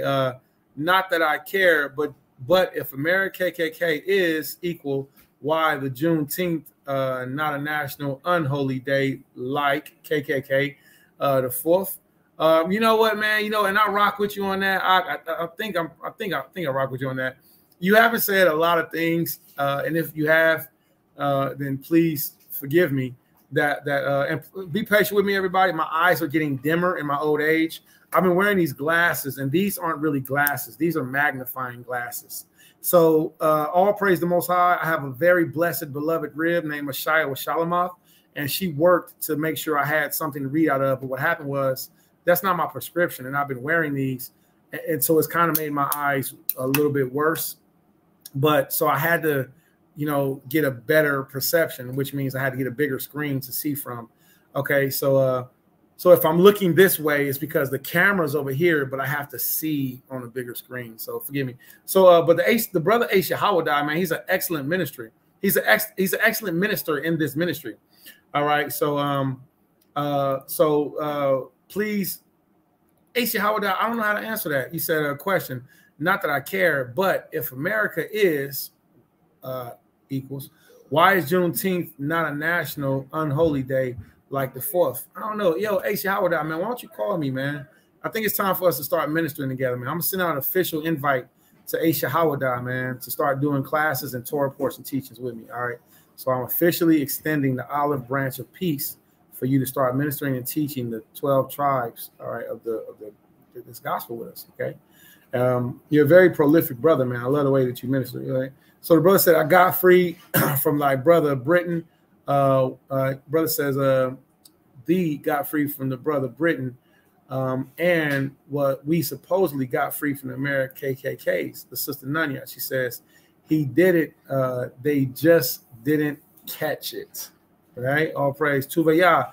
That's crazy. That's what martial arts says when they do moves or whatever. Kia or Kia. All right, so what we do is when we do Wing Chun, like I like Wing Chun, so what we do is we say, hey up, hey up. So instead of saying Kia, we say, hey up, hey up. So whatever your key is, you know, you push it from your core. And I know that whenever I do a strike, whenever I do a punch, whenever I do a shove, whenever I do a parry, whenever I draw somebody in, that key really does matter. You're right. You're right. All right. So that is crazy. All right, well, I guess that's it for us right now, man. Y'all brought coming up. If anybody has anything they want to say, if anybody want to bring anything out, you know, I encourage you. Baba Kushai Shah, please do. This video had a lot of really good information that was brought out, and I praise the Most High, man. You know, it was all not only brought out, you know, of course, by the meaning of July 4th. For the Negro. It was also brought out, but by Shamash first in all things. All right, it was also brought out in a comprehensible way. So I'm gonna end this video off. 4th of July, as the sun goes down, we are going into the day of our people being raped, robbed, and murdered. All right, persecuted, set on fire, put inside of barrels. We were placed inside of barrels full of broken glass and nails. Yeah, Con, absolutely, man. Absolutely, man. Please call me. All right, you got my math. If you don't got my math, it's 614-999-2677. I would like to thoroughly and openly invite you. I would like to invite Aisha Hawada to be a part of the ministry that Yahweh has given because, you know, for so many reasons. I'll just say it like that, for so many reasons, all right? And Aisha Hawada, if you don't mind, man, hit me up on the side and we can communicate. Thawada, okay, Thawada, all praise, you know, that number went out there. We can communicate, and if it's okay with you, you know, we can slowly start off, you know, but I have very much confidence in the power and spirit that Yahweh has given you, you know, in the ministry. I have a lot of confidence in you. So yeah, Baba Kashah, Qura Allah, please call to your brother. All right. So we'll end it off on this right here. Last video, 4th of July to the Negro. So make sure y'all start rebuking, ministering, speaking against this at this moment. All right. Kwame Asherala. The meaning of July 4th for the Negro. The papers and placards say that I am to deliver a 4th of July oration. This certainly sounds large and out of the common way for me. It is true that I have often had the privilege to speak in this beautiful hall and to address many who now honor me with their presence. But neither their familiar faces nor the perfect gauge I think I have of Corinthian Hall seems to free me from embarrassment. The fact is, ladies and gentlemen, the distance between this platform and the slave plantation from which I escaped is considerable, and the difficulties to be overcome in getting from the latter to the former are by no means slight. That I am here today is, to me, a matter of astonishment as well as of gratitude. You will not, therefore, be surprised if in what I have to say I evince no elaborate preparation, nor grace my speech with any high-sounding exordium. With little experience and with less learning, I have been able to throw my thoughts hastily and imperfectly together, and trusting to your patient and generous indulgence, I will proceed to lay them before you. This, for the purpose of this celebration, is the 4th of July. It is the birthday of your national independence and of your political freedom. This, to you, is what the Passover was to the emancipated people of God. Boom! Frederick Douglass put the Passover in there for the children of Israel. You can't make this stuff up. It carries your minds back to the day and to the act of your great deliverance, and to the signs and to the wonders associated with that act and that day. This celebration also marks the beginning of another year of your national life, and reminds you that the Republic of America is now 76 years old. I am glad, fellow citizens, that your nation is so young. 76 years, though a good old age for a man, is but a mere speck in the life of a nation. 70 years and 10 is the allotted time for individual men. But nations, no. Stop. 70 years and 10 is the allotted life for a man. Come on, y'all. Come on, y'all know what this is. This man been quoting the Bible the whole time. He done quoted the time frame of the age of Moses. Number their years by thousands. According to this fact, you are, even now, only in the beginning of your national career, still lingering in the period of childhood. I repeat, I am glad this is so. There is hope in the thought, and hope is much needed under the dark clouds which lower above the horizon. The eye of the reformer is met with angry flashes, portending disastrous times. But his heart may well beat lighter at the thought that America is young, and that she is still in the impressible stage of her existence. May he not hope that high lessons of wisdom, of justice, and of truth will yet give direction to her destiny. Were the nation older, the patriot's heart might be sadder, and the reformer's brow heavier. Its future might be shrouded in gloom, and the hope of its prophets go out in sorrow. There is consolation in the thought that America is young. Great streams are not easily turned from channels worn deep in the course of ages. They may sometimes rise in quiet and stately majesty and inundate the land, refreshing and fertilizing the earth with their mysterious properties.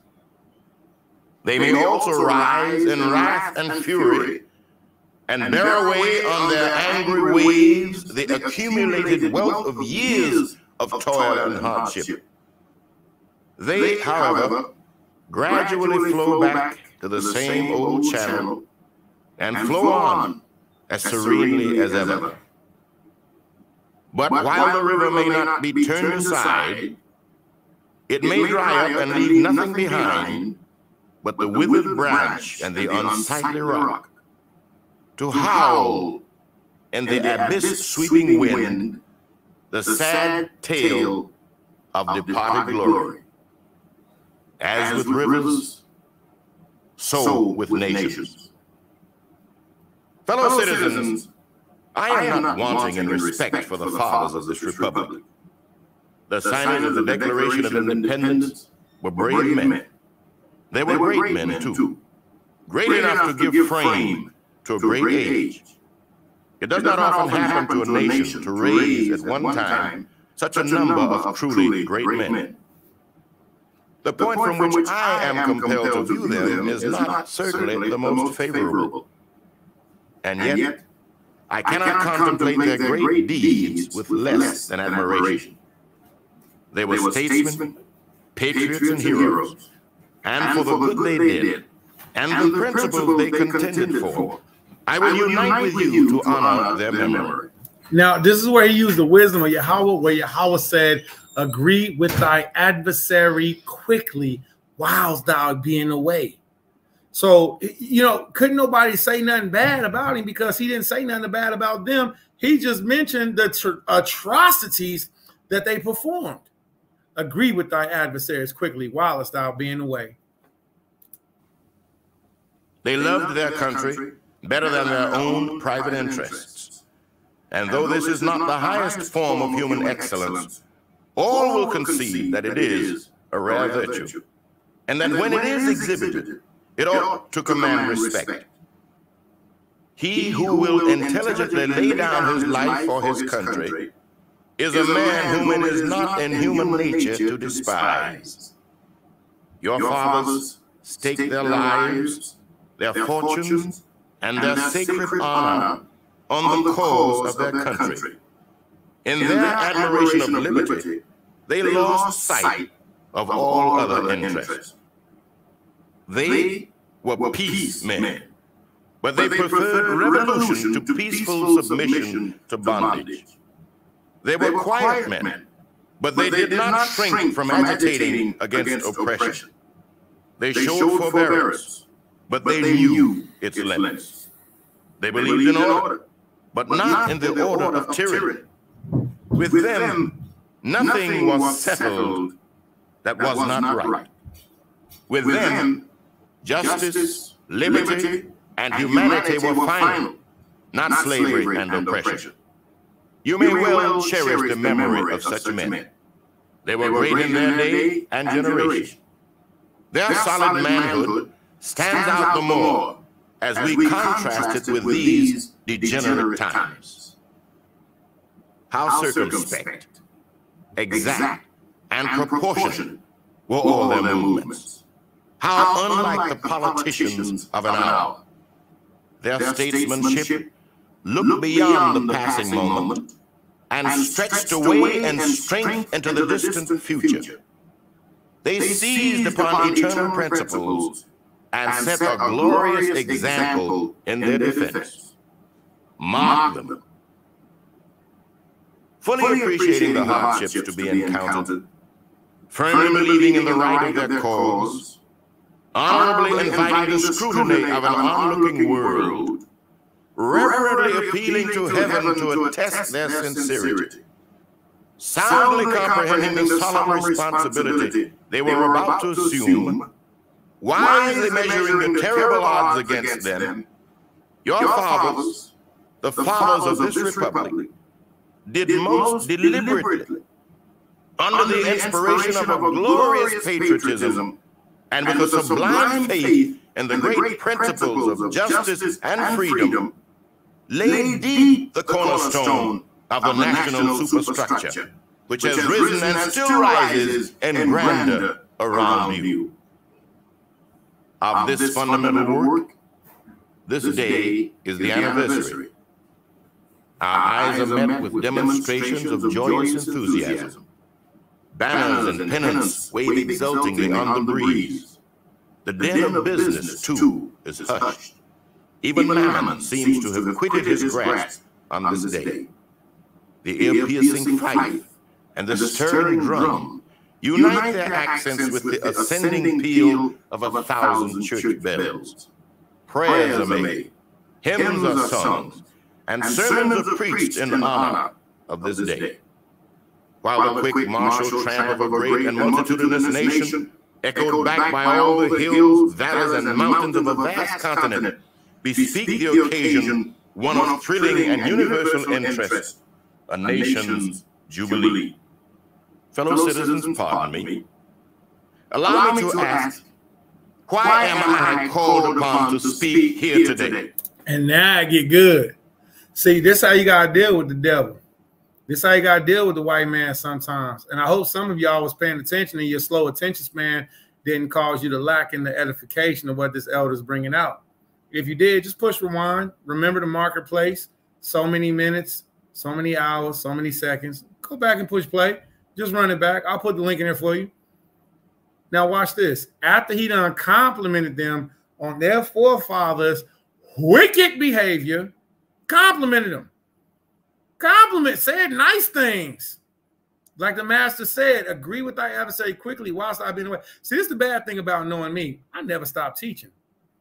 Never stop. And once I get going, this is what I'm supposed to be doing. So ain't nobody about to shut me up. Salute to the elders. So after he salutes them on their father's wicked behavior, then he clown them to their face. What have I, or those I represent, to do with your national independence? Are the great principles of political freedom and of national justice embodied in that Declaration of Independence extended to us? And am I, therefore, called upon to bring our humble offering to the national altar and to confess the benefits and express devout gratitude for the blessings resulting from your independence to us? Would to God, both for your sakes and ours, that an affirmative answer could be truthfully returned to these questions. Then would my task be light and my burden easy and delightful. For who is there so cold that a nation's sympathy could not warm him? Who so obdurate and dead to the claims of gratitude that would not thankfully acknowledge such priceless benefits? Who so stolid and selfish that would not give his voice to swell the hallelujahs of a nation's jubilee when the chains of servitude had been torn from his limbs? I am not that man. Boom! Did y'all hear that? Did y'all listen, maybe you need to copy paste MP3 this speech, listen to it over and over and over and over and over and over until you finally heard what he said. I ain't the one. I ain't the one. Don't try to put me in that coon category to say happy 4th of July to you. Don't think I'm about to come to your church and tell the pastor, good job, pastor. That was a great service. Jesus is white and he died for the sins of the whole world and we ain't got to keep the law. I ain't the one. Frederick Douglass said, don't try to play me. Why y'all even bring me here? Did y'all forget that I fight currently for my people? I fight for HAFTARAH. But I ain't never bled tears like Yahushua did. Did y'all hear what Frederick Douglass said? Listen, here's the thing about it. Like I said, our people have so short. That's why, no, our people have so short of attention spans because we don't study. We just breathing to death. You are just breathing to death. Come on, think about it now. What is the 4th of July to us, Israelites? Just like when you hear the ice cream truck go outside playing that song, nigger love watermelon, ha ha ha ha. Niggers love watermelon, ha ha ha ha. Niggers love watermelon, ha ha ha ha. Just like you hear that song and it should get on your nerves, whenever the 4th of July comes, it should be a day of mourning, a day of frustrating, a day of biting your cheeks, a day of saying, Yahweh, I'm sorry. Thank you, Father, for bringing this judgment upon us. Thank you, Yahweh, for bringing this punishment upon us. I will never sin and teach our people this form of iniquity. Please keep me from doing it. I can't say I never sin. All men have sinned and fallen short of the glory of Yahweh. There's only one that's righteous. That's Yahweh. But repent. Don't partake in their foolishness. Don't be no daggone coon. Man, I got to run this back because I don't think y'all heard that. Listen well and keep up. Keep up. Wake up. Wake up. And ours, that an affirmative answer could be truthfully returned to these questions. Then would my task be light and my burden easy and delightful. For who is there so cold that a nation's sympathy could not warm him? Who so obdurate and dead to the claims of gratitude that would not thankfully acknowledge such priceless benefits? Who so stolid and selfish that would not give his voice to swell the hallelujahs of a nation's jubilee when the chains of servitude had been torn from his limbs? I am not that man. In a case like that, the dumb might eloquently speak, and the lame man leap as an hart. But such is not the state of the case. I say it with a sad sense of disparity between us. I am not included within the pale of this glorious anniversary. Your high independence only reveals the immeasurable distance between us. The blessings in which you, this day, rejoice are not enjoyed in common. The rich inheritance of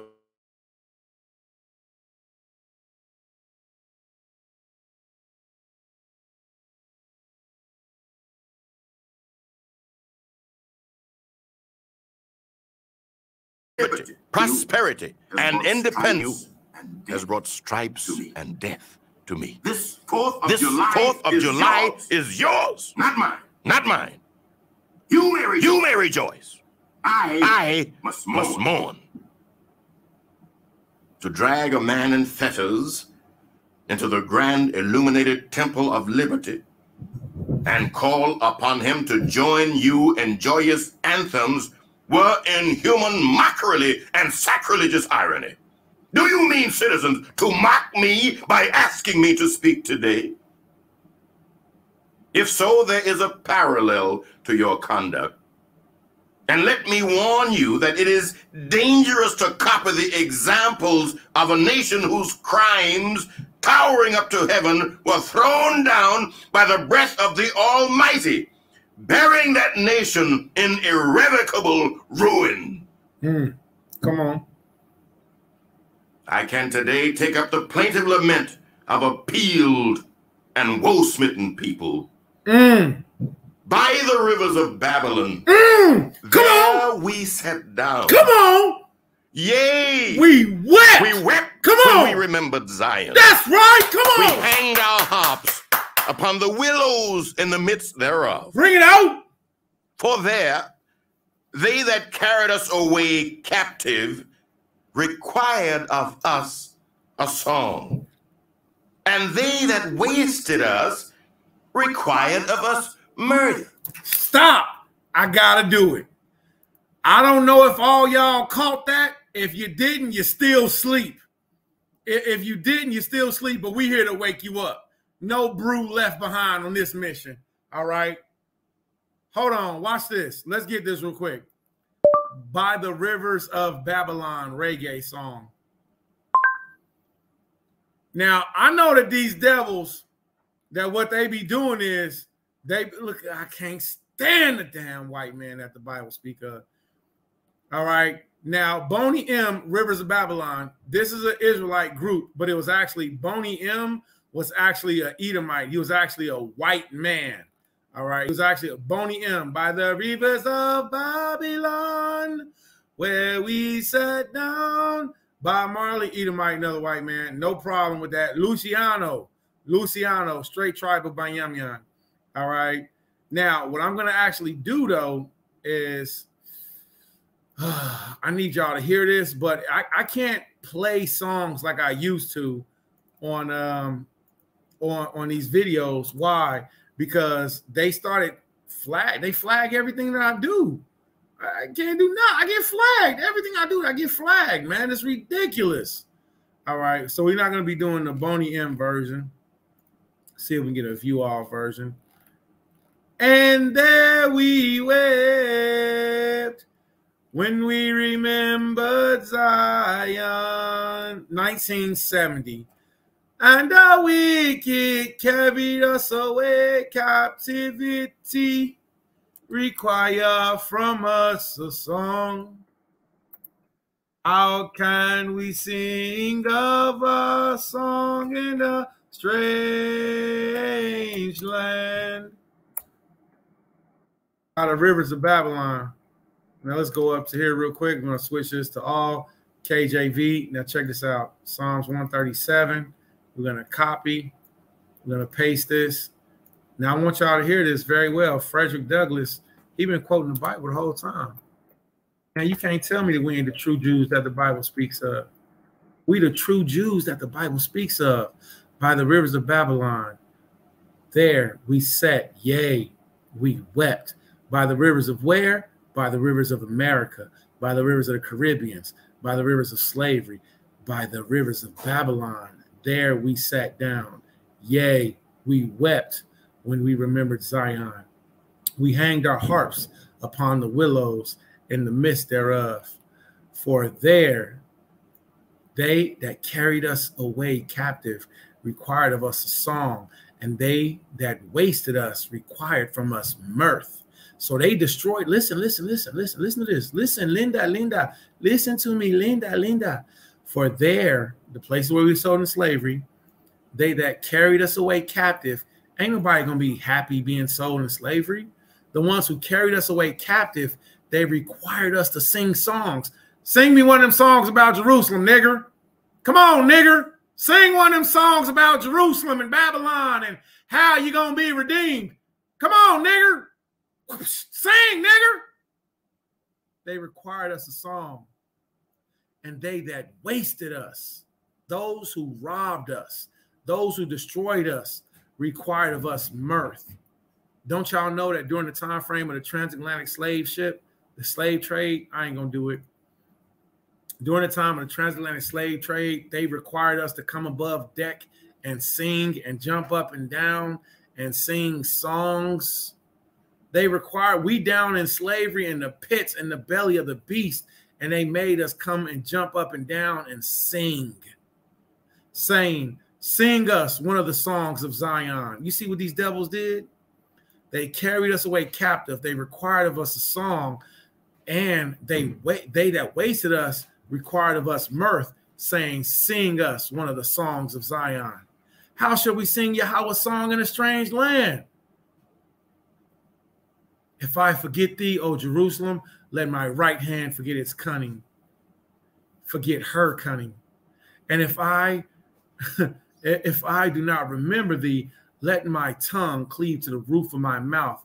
If I prefer not Jerusalem above my chief joy. King David said, may I become dumb.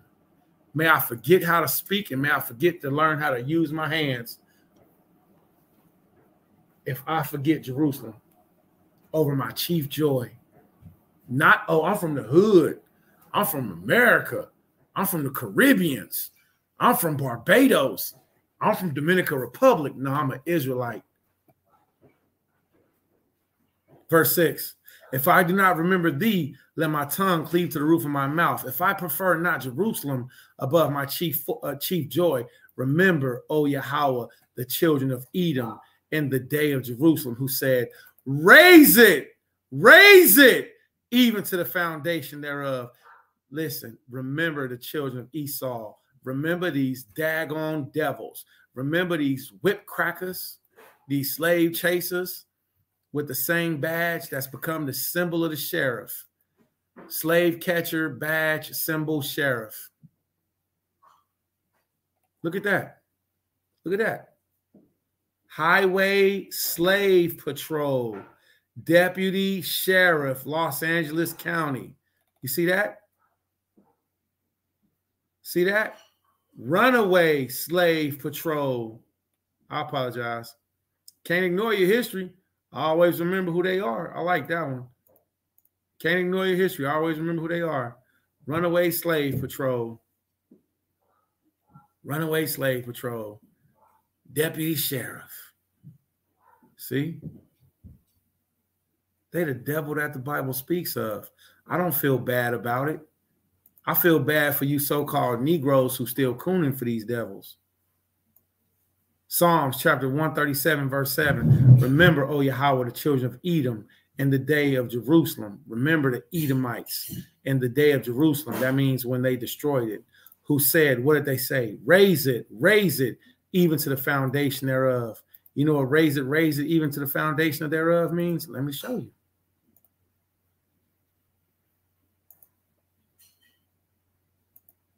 Capital Elona, Jerusalem destroyed. Uh-oh. Siege of Jerusalem. Jerusalem fell after 30-month siege following which the Babylonians devastated in the city. All right. Capital Elona. I'm not finding what I'm looking for. All right. I'm going to have to spell it out. Sometimes my brain be moving faster than the laptop. Sometimes my brain moves faster. That's a beautiful thing. My brain be moving faster than the computer. All right. Jerusalem sieged and trodden down and salted.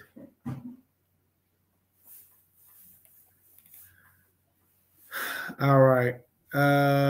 Book war. So this is Josephus from the siege of Gamala to the coming of Titus. Yeah, there we go. Titus to besiege Jerusalem. So this is what you need to learn about right here. You need to learn about how Titus conquered our home, destroyed our home, wiped it out in April 70 CE, about the time of Passover. See, about the same time that we crucified, murdered our King, our Savior, Christ, our Messiah, Yahushua.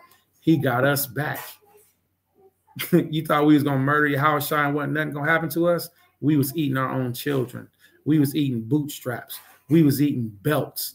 We was eating, did I say shoes? We was eating shoes. Did I say shoes? We was taking the leather off of our shields and trying to boil down the leather from our shields to make them soft to eat them again. That's how bad the siege of Jerusalem was because of what we did to Yahushua. I'm going to see if I can get this name again. Elia Capitolona. Elia Capitolona, Jerusalem name change. That's not what I said. That's not what I said. All right. I'll get it another time and I'll show you all. All right. So this is what you need to learn about. All right.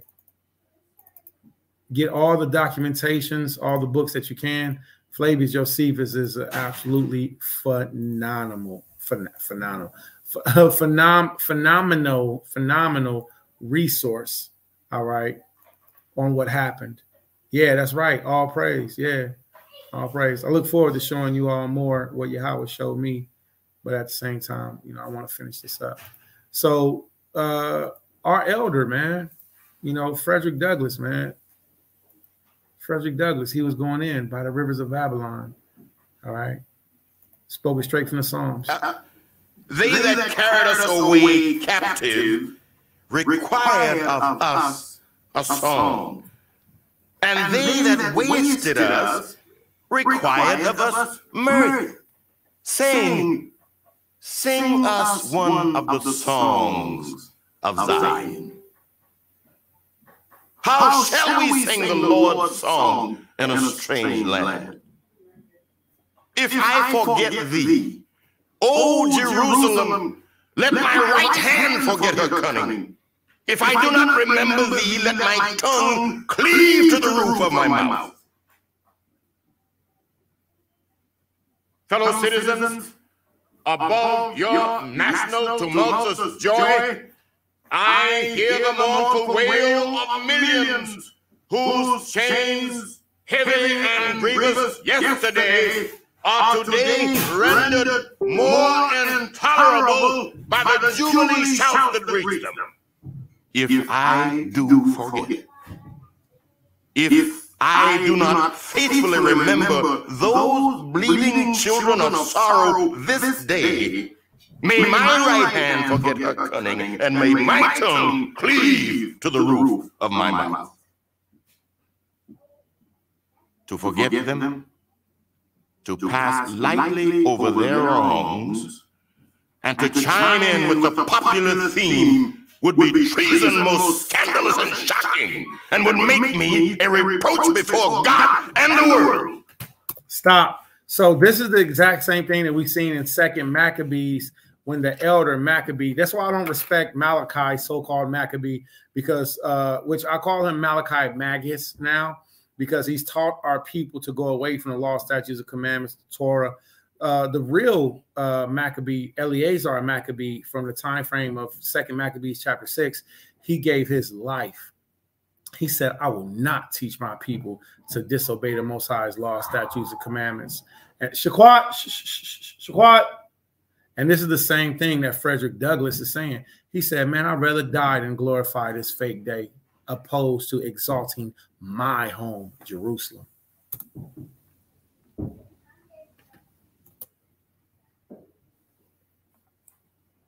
Come on now, don't make it look my subject, then fellow citizens, is American slavery.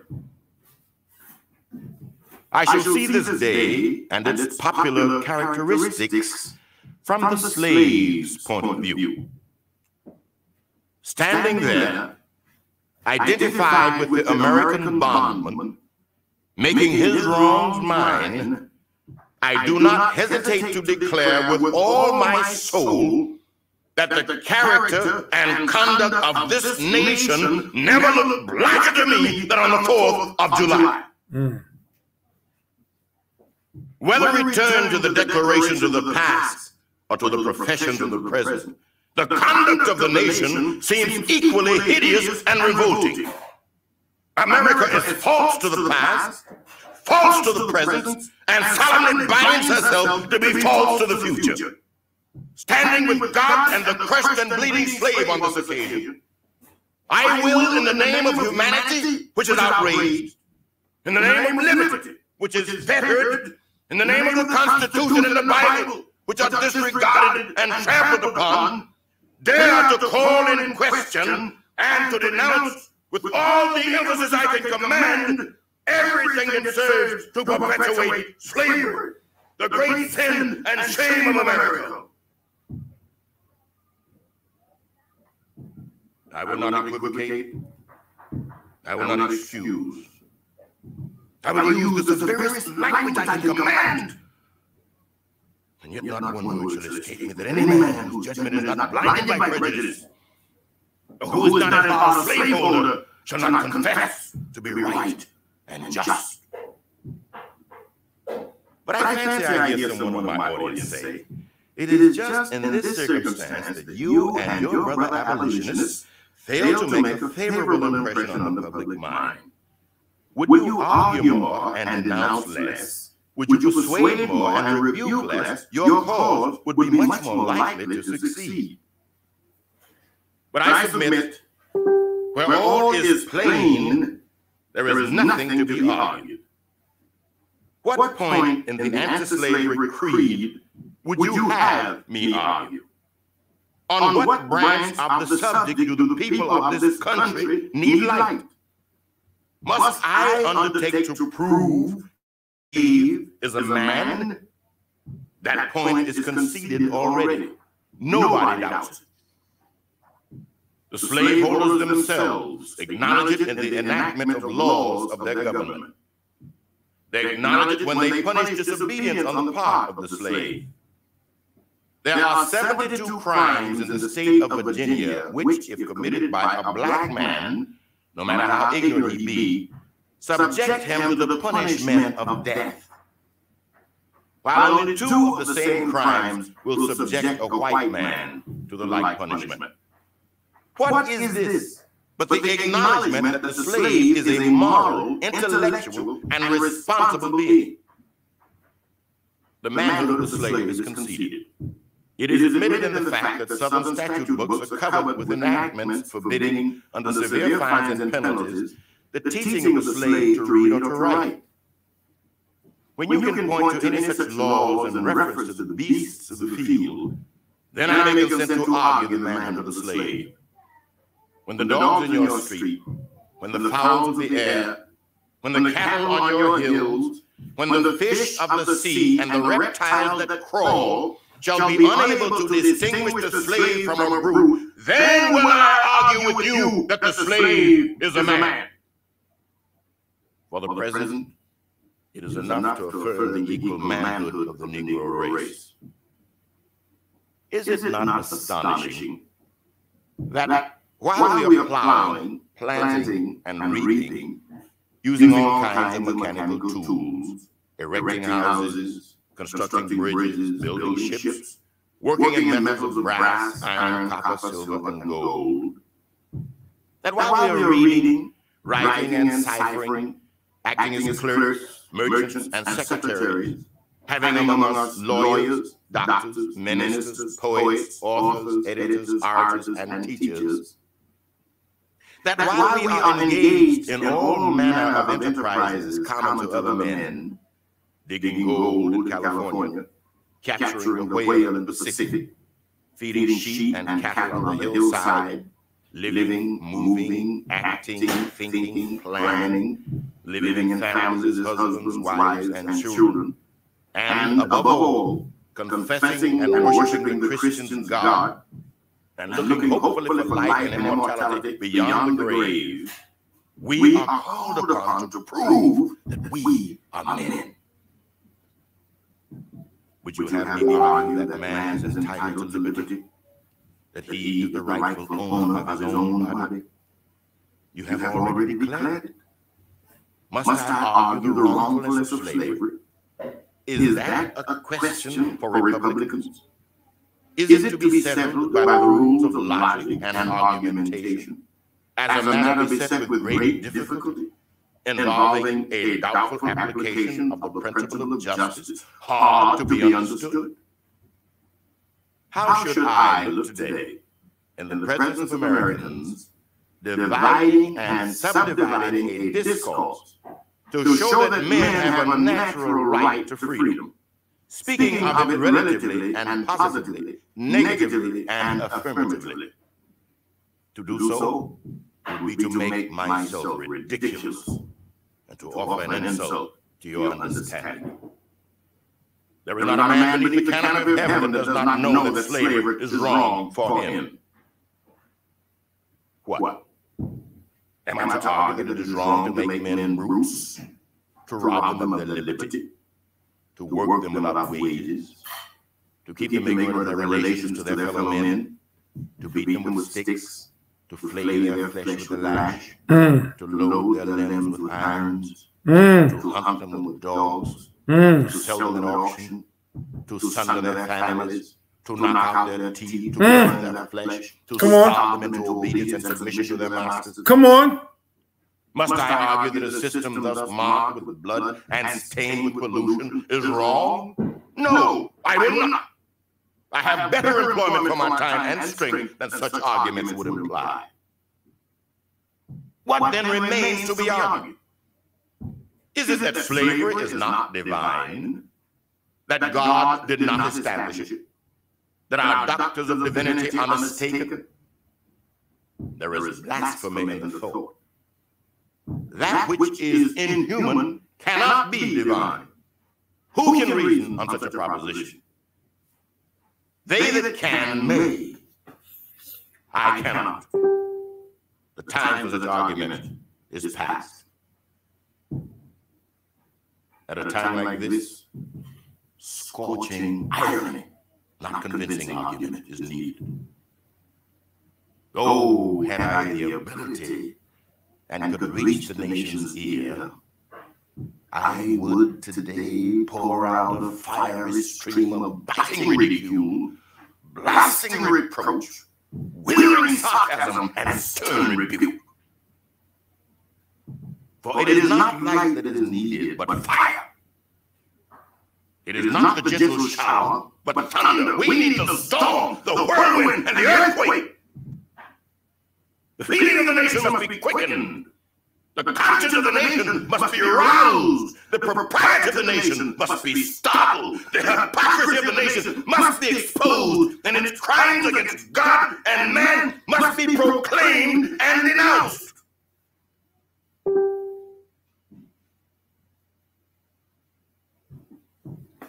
All praise, man. Bashem Mashiach Yahushua. All right, I'm going to make this link shareable. To me, intelligence, wisdom is what my forte is. All right, so I'm going to share this. All right. And I know that video kind of ended abruptly, but that's where the speech stopped at on the video. Okay. So I'm gonna stop it right there. I'm gonna say Yabrakam Yahweh Shema Shagashai. So that's it for us for this this encouragement on just considering not participating in the 4th of July, hearing voices from the past, from our elders, from our forefathers. If you think this video was worth it, please share, like, subscribe. All right, here's the link to the video that we just watched on the Frederick Douglass speech on the 4th of July holiday. All right. They give us a day off work, all praise. They give us a paid day off, all praise. All right. But what we'll do is we'll spend our time serving and worshiping the God of Abraham, Isaac, and Jacob. Watch when you go outside tomorrow. Look, it's going to smell like sulfur. Sulfur. The air is going to smell like sulfur. When all of it's done, when all of it's said and done, it's going to smell like Sodom and Gomorrah outside.